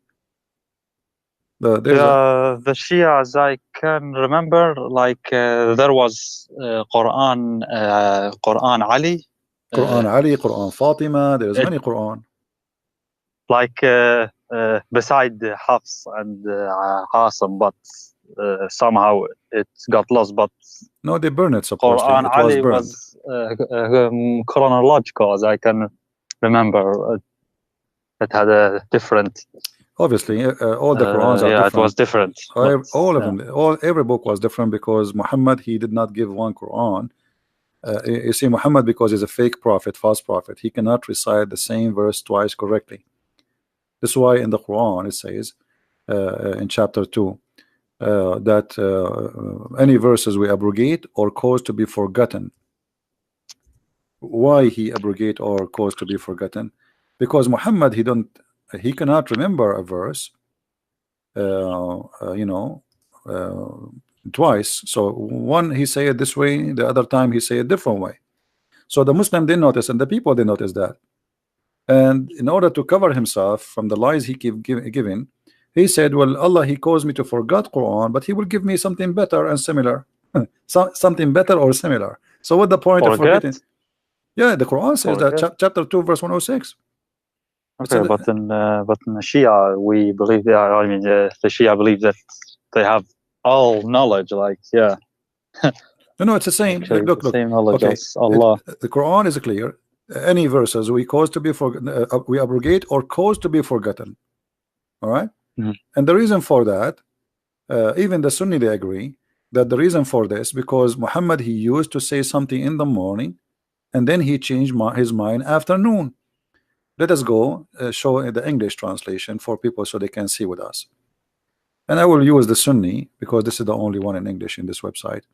So you will see that the kuffar, supposedly the Arab, who they are not believing Muhammad, they do not believe in him because Muhammad, he is obviously, it's obvious that he is lying. He says something in the morning, second day he changed it. You know, and why Muhammad will change that fast? I mean, if you are a prophet of God, I mean, I don't know what's wrong with this website, it's not working. Which tafsir is that? You can go to Ibn Abbas. Ibn Abbas shared by both. You will see. I don't know. Shia say that he's yeah. Ibn Abbas, they cannot say he was Shia, he was Sunni. I mean, actually, they claim that Ibn Abbas was a Shia because he's from the family of the Prophet too. I heard a scholar say like he's a Hashimi, so you may not curse him, but he still did like wrong things. I don't know. So yeah. He's not from all the Shia act and believe is based in political movement. It has nothing to do with religion, but they made the political agenda a religion. All of this because, you know, Ali, he wanted to be the caliphate, and Aisha, she opposed him, and Abu Sufyan and his children, they oppose, etc. So, you know, it became a war between two sects, but it was not really in the beginning. It was not a sect. It was just fighting over power. This website have a problem. It's not opening. Yeah, but anyway, you can open it later. Chapter 2, verse number 106. You will see that you see in the interpretation that the reason because Muhammad, he says something in the morning, and then in the second day he changed it, and the Arab, they will say, look at this man. He claimed to be a prophet. In the morning he enjoy his followers something, and afternoon and the second day he changed his mind. Same as the muta, like you Shia, you practice muta until now, correct? It is allowed, but I haven't seen any Shia that actually Oh, come on, the Shia, they practice likes it it. widely. They practice it widely in Lebanon. I mean, if you like ask someone like, can I? Yeah, I mean, there are stories about sheikhs that they say like, yeah, you can do mut'a, and then someone asks him, so can I do with your daughter mut'a? And then he becomes angry. So because he's a hypocrite. that's I know many of those Yeah, you can stories. do muta, but not with So my I daughter. mean, but so I isn't mean, but isn't it the same? Isn't it the same with the Muhammad? Muhammad, he allow everybody to marry more than one, right? When Ali yes, he wanted to marry additional women over Fatima, Muhammad was very upset. You remember? really? Oh yeah. I don't know. Because he's a hypocrite. So Where's that? every man, you can search it, maybe, like, because we will go soon. Maybe you can call me tomorrow. Okay. Muhammad, he have no problem. He himself, he have 13 wives. Ali, he wanted to marry additional women beside Fatima. Muhammad, he got so upset. Not for my daughter. That's what he said to me. Not for my daughter. And here you notice the hypocrisy. Suddenly, all the teaching he taught, it's gone. You know, he taught them, the Muslim men, it is your right to have an additional wife. But when Ali, he want to marry additional wife, suddenly Muhammad, he don't agree, and that because he's a hypocrite man. Maybe tomorrow, if we go on live on air, you can call me and we can talk about this topic. Anyway, all Hassan, right, that's good. It's time for me to go. I can stay longer. Thank you for calling. It was nice talking to you. Feel free to call us always. But let me ask you finally, after the end of this conversation, you still want to be Shia? You still want to be a Muslim? Be honest with me. I mean, you are laughing. You know, I can tell you are laughing. You are not a believer, like, really. I mean, what is like left? there are some ahadith. I find it strange. For example, like Muhammad says that whoever doesn't eat meat or doesn't like meat and perfume, he is not from me, or such. Yeah, and nukah. I don't know. And sex too. So I think, like, why? For example, meat. Okay, you can like it. You can't like it. Like, what does this have to do with God anyway? What does this have to do with God? No, what does this have to do with God? What does this have to do with being bad and good? It's silly, right? But the same, I don't know, man. It's so like, it's scary, the picture about hell and everything. The punishment, like they say, if you leave Islam, then you will. Trust me, I'm a believer too, and I believe in hell and heaven too. But it is the hell I see is being a Muslim. I mean, the heaven Muhammad he promised you is nothing but a satanic heaven. What kind of God? What is religion? You know, I will go to heaven and right away I'm holding my penis, and women, they are taking off their clothes and their legs is up. I mean, isn't it obvious this is satanic? What's Satan? If you believe in Satan, if you believe in evil, then you should know that it is Satan who tried to seduce us and tempt us by having many partners and sex with everybody and party. So it's obvious. I mean, this is not heaven. Even God, when he created Adam, he created one Eve, correct?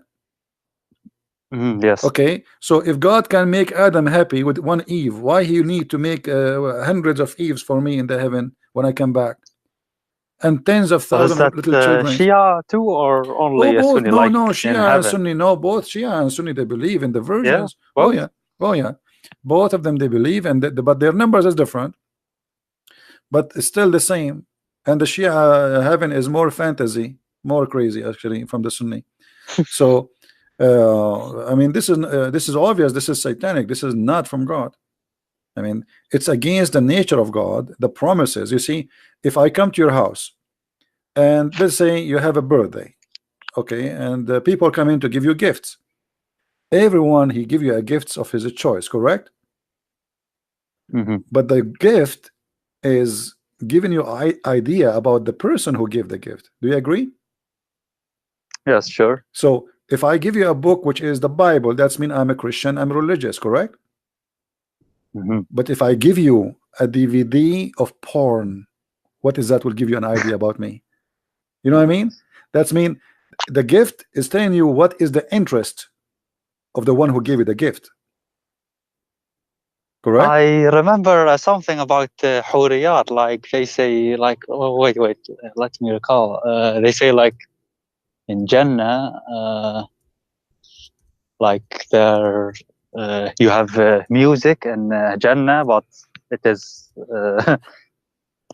like much better than the music here. They will sing for you. They have one songs they repeat. They have one name. They have one height. They have one face. They have one look. All of them they dress the same.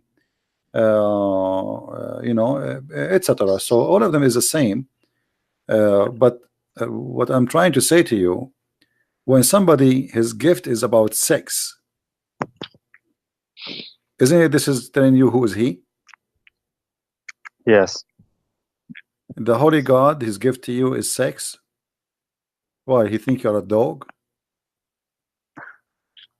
He think you are what? I mean, what is that? So sex is exist, and it is God gift to us for the reasons of to reproduce. God, he made Adam and Eve so they can be a couple, they can have a family, and the joy of sex was as a let us say as an attraction for the men and the women to live together and to reproduce. But in the heaven there's no reproduction according to Islam. So what the purpose of this? Where can I find this about the Shia, like the heaven and how it looks like, and these details that you mentioned? Like, I want to know in Shia Islam, like Al-Kafi or Bahar Anwar, what there is actually many source for the Hurriyat, but both the Shia and the Sunni, they believe in that. And maybe tomorrow, if you call me tomorrow, we can go and we can discuss more, because I'm really interested to see you leaving this cult, because I can tell now you are not making decision. But and I don't know really why you are not making decision yet. Because I don't have, like, you know, it's about the Shia Islam, and there isn't like much information about it. If you look, like, for example, David's videos, David Wood, it's about Sunni Islam. Yours are mostly about Sunni. Because they are the majority, they are the biggest number of Muslims, you know. So for me, like you asked me, yeah, it's the difficulty is, I don't know. I don't have much information, and people criticizing it and discussing it, and it's mostly in Arabic. So yeah, it's, I think that, you know, if I have like many narrations and stories from tafsir shown from Shia Islam, then okay, I can have the time and then think about it, you know. All right, but you know, you yourself, you know that the Shia and the Sunni, maybe they are different in the branches, but at the end, all of them, they have the same ending. As an example, like the most popular number for the Sunni for the versions is 72. For the Shia is 800.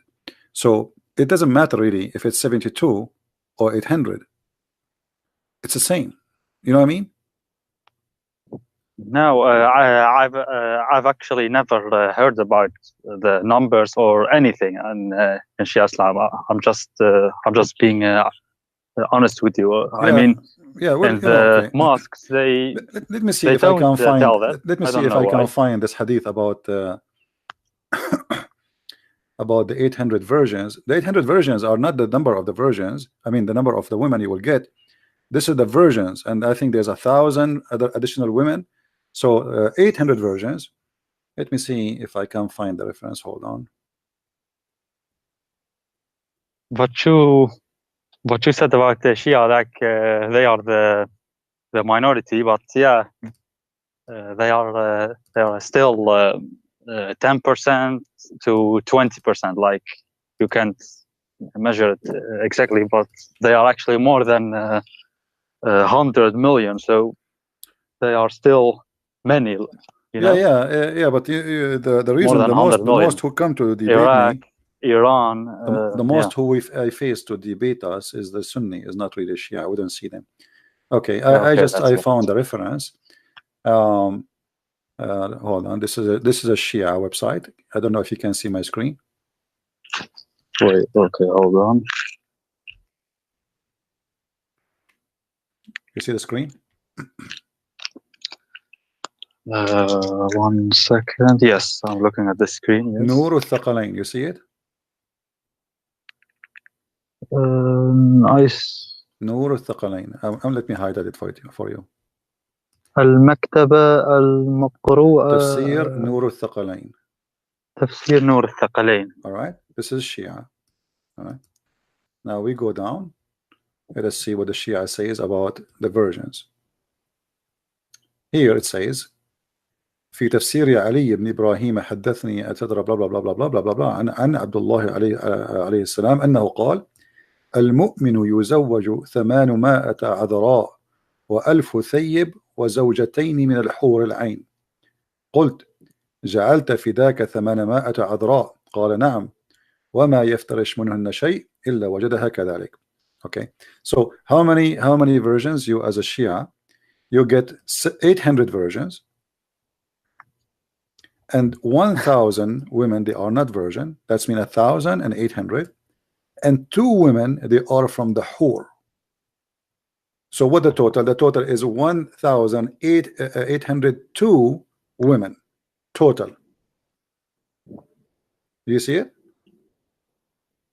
Yeah, I see it. Yes, I'm looking. And then here, if you go down, it says the same as the Sunni, but the number is different. It says that each time those Hawra, each time you have sex with her, she turn virgin again.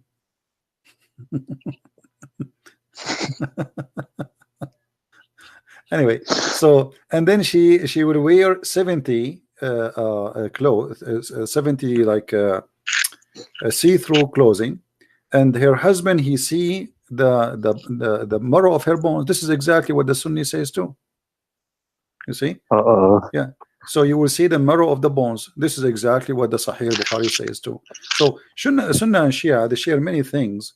The differences between them is not about those things. The difference is about Ali and Fatima and who to follow who, you know, and what is the important, who is the family of the prophet or the prophet, or you know.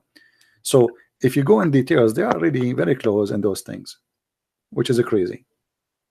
So I'm happy for you. You will have 1,800 and 2 women in the heaven. I mean, what do you want more? Just remember us, like you know, maybe you can send me 5 or 10 when you go there. I want just the calmness, you know. I'm just so confused right now. So I don't know what to believe, and yeah, but what I'm saying to you is there's no different reading. I mean, both of them. There's no way this can be true. I mean, you are smarter than this. Do you think really God will give you 1,800 women? What was the name of the tafsir? I haven't Nur heard of it. Nur al-Thaqalain. Nur al-Thaqalain. Yeah, there's many. Those are. I know those are. Qummi. Yeah, those are hadith. Those you see, this is the hadith. The hadith can be found in many books, but the tafsir is a you know, is a book collect many hadith to explain something to you. You know what I mean?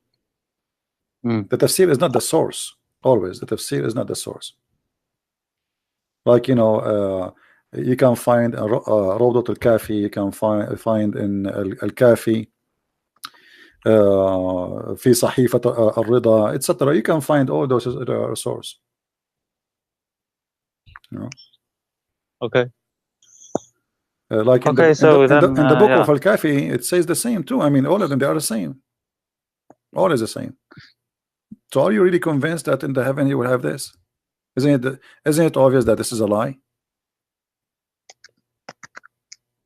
What does Christianity then teach? Like, what Well, is they heaven asked in Jesus. Christianity? They asked Jesus what the Jews, they always have they're thinking that when you go to heaven you will inherit whatever you have in earth because you're a good man. So Jesus said to them,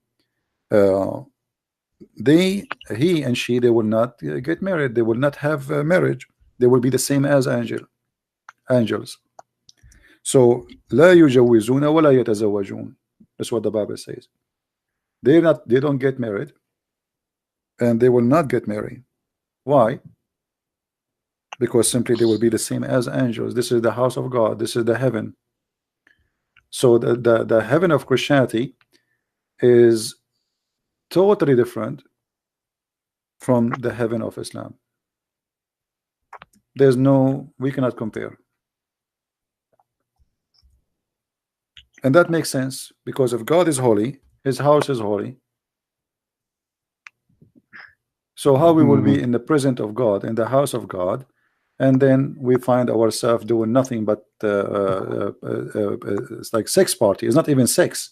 It's not a sex with wife. It's sex with women who you don't even know. You never met. You know. And why is that? I mean, why in the world does God will create for me women I never met? Like now, when he says to you 1,800 virgins and 1,000 women plus 2 from the whore. Okay, I never met any of them. So what is this for? And those people, those women, did not choose me. They did not choose to have sex with me, and I did not choose them too. So this is just a pure sex. Is not, there's nothing there but sex. If you, I don't know if you have my book Sex and Allah, you will see there's tons of source about sexuality in Islam, Shia. I'm afraid to buy it actually. If I buy it and then someone sees the title, like you live in the Middle East. Do you live in the Middle East? What do you say? Do you live in the Middle East? No. Yeah, well, you know, you don't have to show it. You can rip off the cover.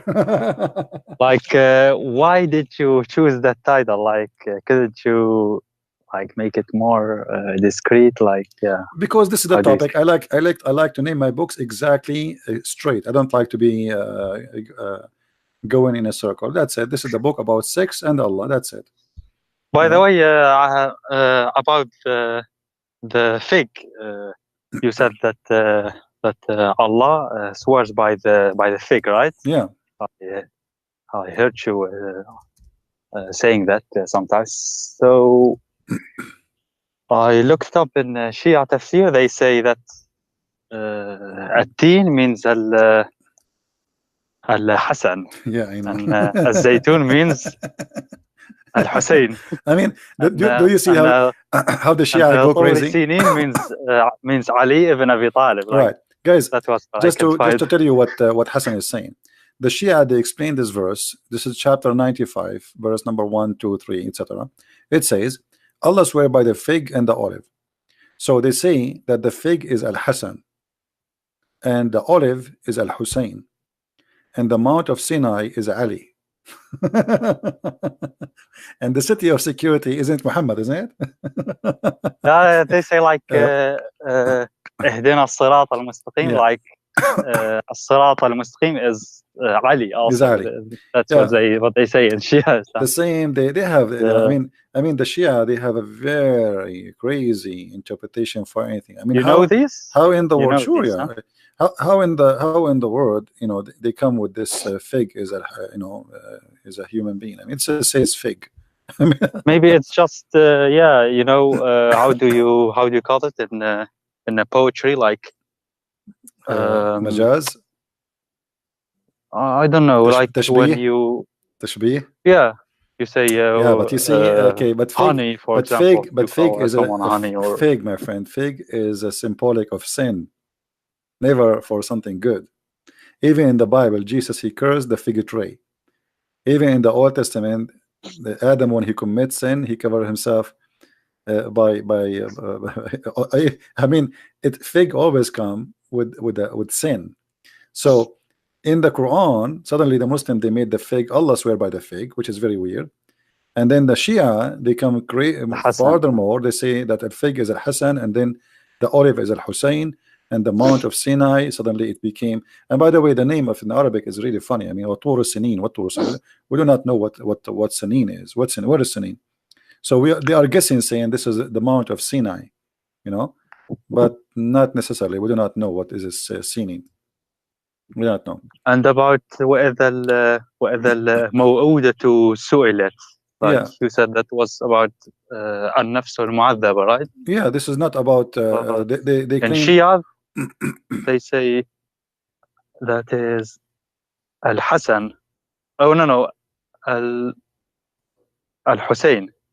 Like they say, actually, correct reading is وإذا المودة سئلت, as I can remember, something like that. Like that was the original reading. Like, yeah, Well, like Al-Mawadda. Then they say that is Al-Hussein. I agree that in the Quran there's many. The Muslims are confused about the words, and sometimes there's a dot is appearing somewhere, changing the whole meaning. Like Hawar or Hur, it's the same word. Hawar is the same as Hur. Hamal or Jamal. Yes. Remember the Quran was without dots, right? So how we can know, even if you read it in the inside, you can replace the Jamal with Hamal. It's very easy, you can replace the word Qala with Mala. There are qira'at, there are they say seven, but I mean, there are many more actually. You remember the story about the 7 sleepers, and it says وَكَلْبَهُمْ. Kaliyahum, right? It is Kali'ahum, not Kalbahum. It is even in the Islamic tafsir, by the way. Some tafsir they say it was Kali'ahum. Some even the Muslim tafsir they say it's Kali'ahum. But by mistake it appeared as Kalbahum, and now they say Kalbahum, which means their dog.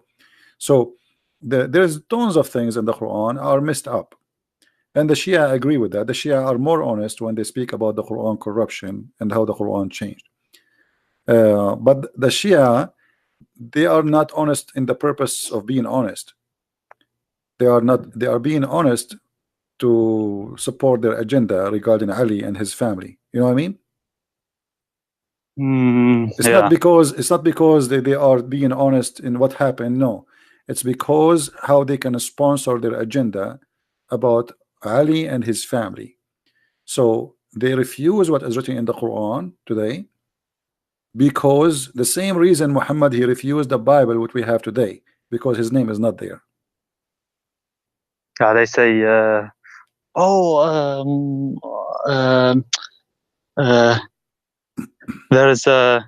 there's a Shia sheikh, he said that Hussein is mentioned in the New Testament. Like, oh yeah, sure. Hosanna, they really I know there's many videos I saw it. Trust me, like Hosanna means Hussein actually, and they corrupted it. Like, let me tell you what I do for fun. When I laugh, honestly, I don't watch Muslim Sunni. I watch Muslim Shia Sheikh talking about anything. Just put it for Shia with videos, and you will go crazy. The football is about Al-Hassan. The ball is about Al-Hussein. The airplanes is about Al-Hassan. Everything is about Al-Hassan. Satellite is made for the sake of Al-Hassan. The satellite, the whole world is made for this.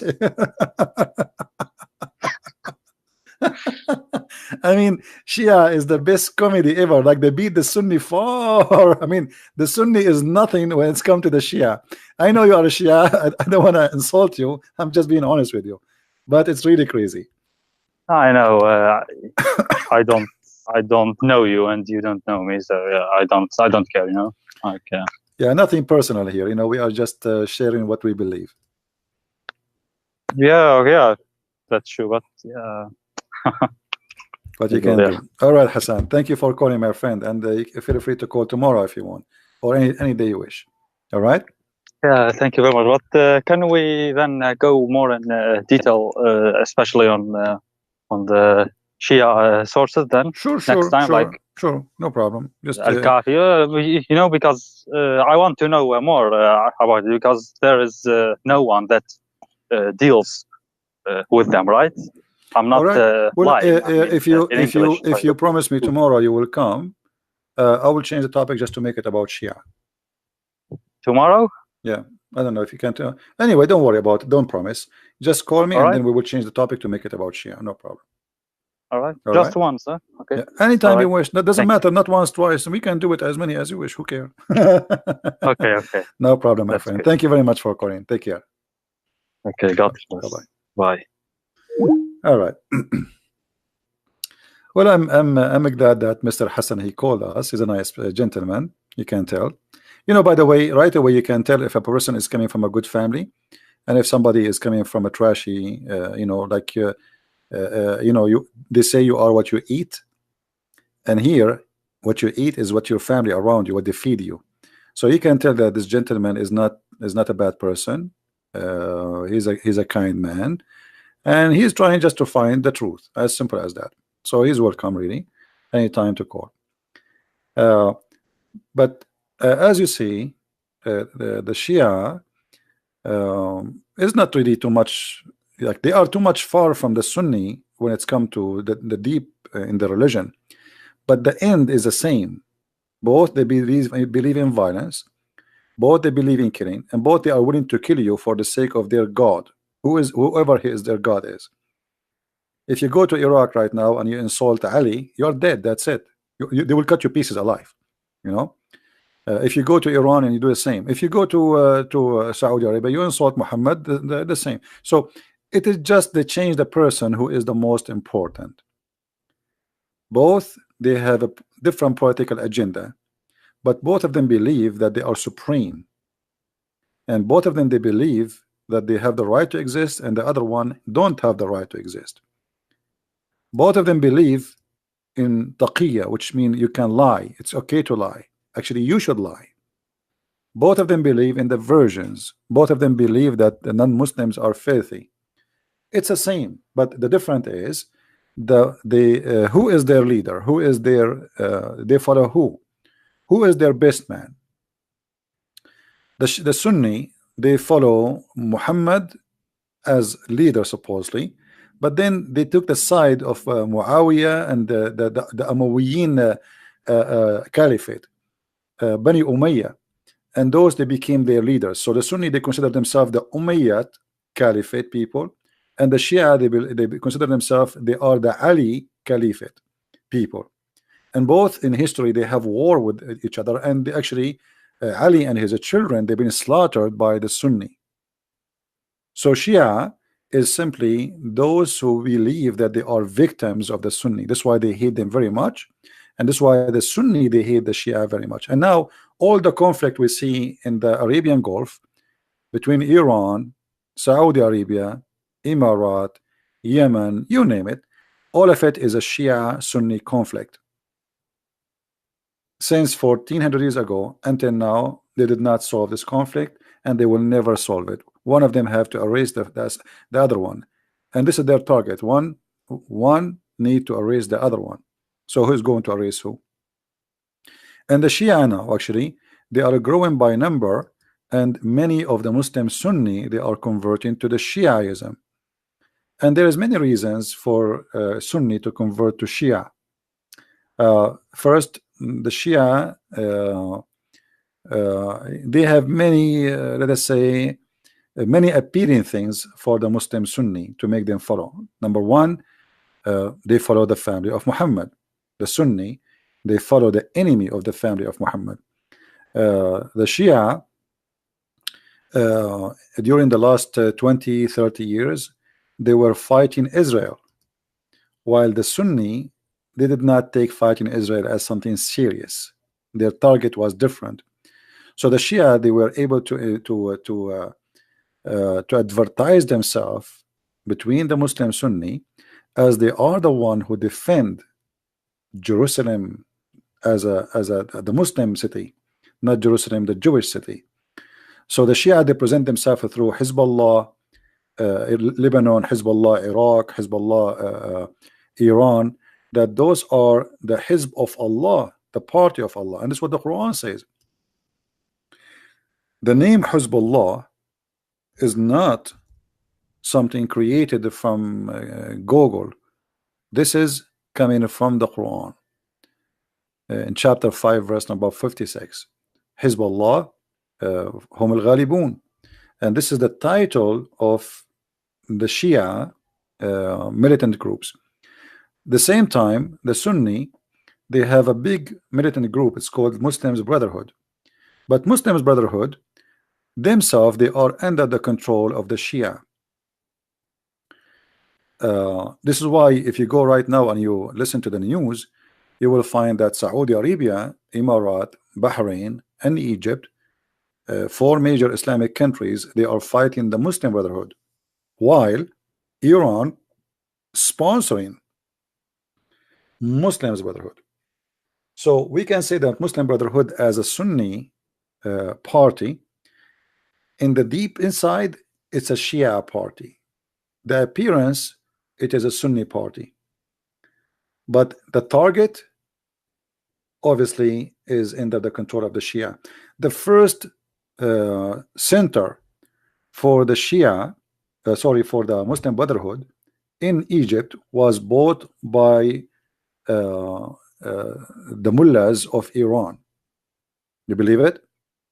The first center, the first building for the Muslim Brotherhood was purchased by the Shia. And this is telling you the deep relationship between the Muslim Brotherhood as a party claimed to be Sunni and the Shia. And this is why you see that the Shia and the Muslim Brotherhood, they are like in the bed together.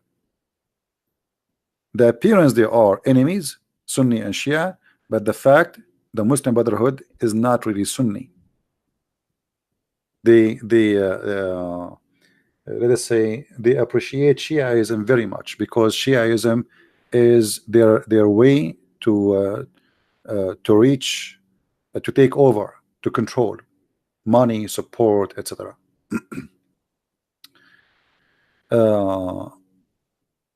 Anyway, so I think we have enough for today.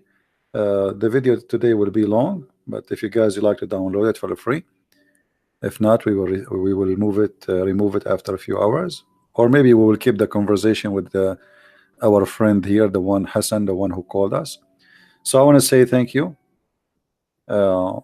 And the Shia made Quds Day in Israel for Palestinian Sunni. The Shia, this is, you see, the Shia, they are smarter than the Sunni. The Shia, they knew how to fool others when it's come to appealing, but in fact the Shia, they don't really want to fight Israel. As an example, you see the Shia Iran using the Shia Hezbollah in Lebanon to fight Israel, but the Shia Iran will never go in war with Israel. Why? So the Persian here, they control the Shia Arab and they use them for their agenda. So the appearance is Shiaism, but in fact it is more than this. It is Iran as Persian expanding the empire again, using Shiaism this time. So they are sending teachers to Africa because of the help of Chavez, as an example, in Venezuela. The Shia now, they have villages of Shia immigrated from Lebanon, from Iran, and they live in Venezuela.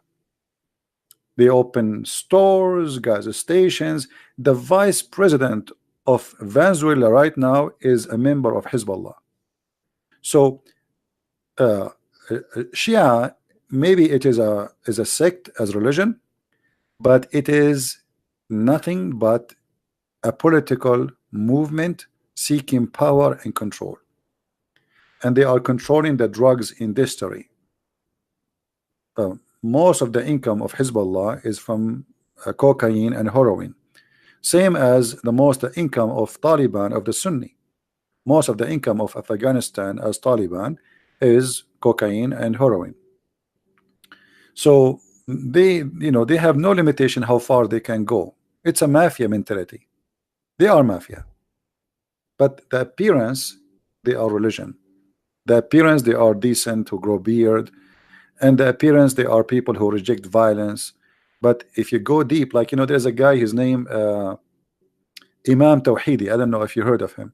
If you hear this guy, you think that this guy is an angel, but the book he read, claiming that he reject the books which teach violence, he's a hypocrite, he's a liar, because the Quran teach that, and the Shia books teach that, and the school he graduated from, it teach that. So what this guy is talking about? But the Shia always, they practice taqiyya. It's like their bread and breakfast. Taqiyya, which means to lie for the purpose of your propaganda, your agenda. So he is willing to say anything you like to hear. This is what Shia they do practice. This is why I'm saying they are more successful from the Sunni. The Sunni, they lie, but they cannot beat the Shia in their lies. So Shia, they go far beyond your imagination when they lie. They are willing even to deny their religion just for the sake of their propaganda. It's called taqiyya, and it's lawful for him to do it. So they will say to you anything you like to hear, anything, whatever it is. If you say to them, the sky is yellow, they will say the sky is yellow. Whatever make you happy. It's red, it's red. You are against terrorism, we are against terrorism. But the fact, the first suicide bomber in the Middle East was from Hezbollah, was not a Sunni. This is the truth. The first suicide bomber in the whole Middle East was a Shia from Hezbollah, and after that all Islamic Sunni, they are copying the Shia. Everything you see around you from terrorism, why after the revolution of Iran the Muslim Sunni, they start making militant groups? Because they look at the Shia, how they were successful to have their own state, and the Shia, they sponsor other Muslim Sunni to have their own states, so they will not be alone as Islamic State, so they will be target of the whole world. And this is why you see in the beginning, from the beginning, the Shia, they sponsor the Muslims Brotherhood. But then the Muslim Brotherhood, they turn to be they give more babies like Al-Qaeda and like ISIS, and then ISIS, they cause a problem for the Shia. So look what they do, they sponsor evil, and then evil come back to them. The same as America. America in the beginning, they sponsored the evil of Al-Qaeda, and even Osama bin Laden, he was called in certain time in America as a hero. He's a hero, you know. In New York Times you will see it, the article. The CIA, they go and train them, and they give them weapon, and then Al-Qaeda, they return the favor to America by doing 9/11. So when you sponsor evil, always evil come back to you. And we should learn from history, otherwise we are a bunch of fools. Never ever sponsor evil, because it's going to come back to you. With this, I want to say thank you for being here. May the Lord bless you all, and until we see you maybe tomorrow again, Christ is Lord and Islam is false. Thank you very much. Take care.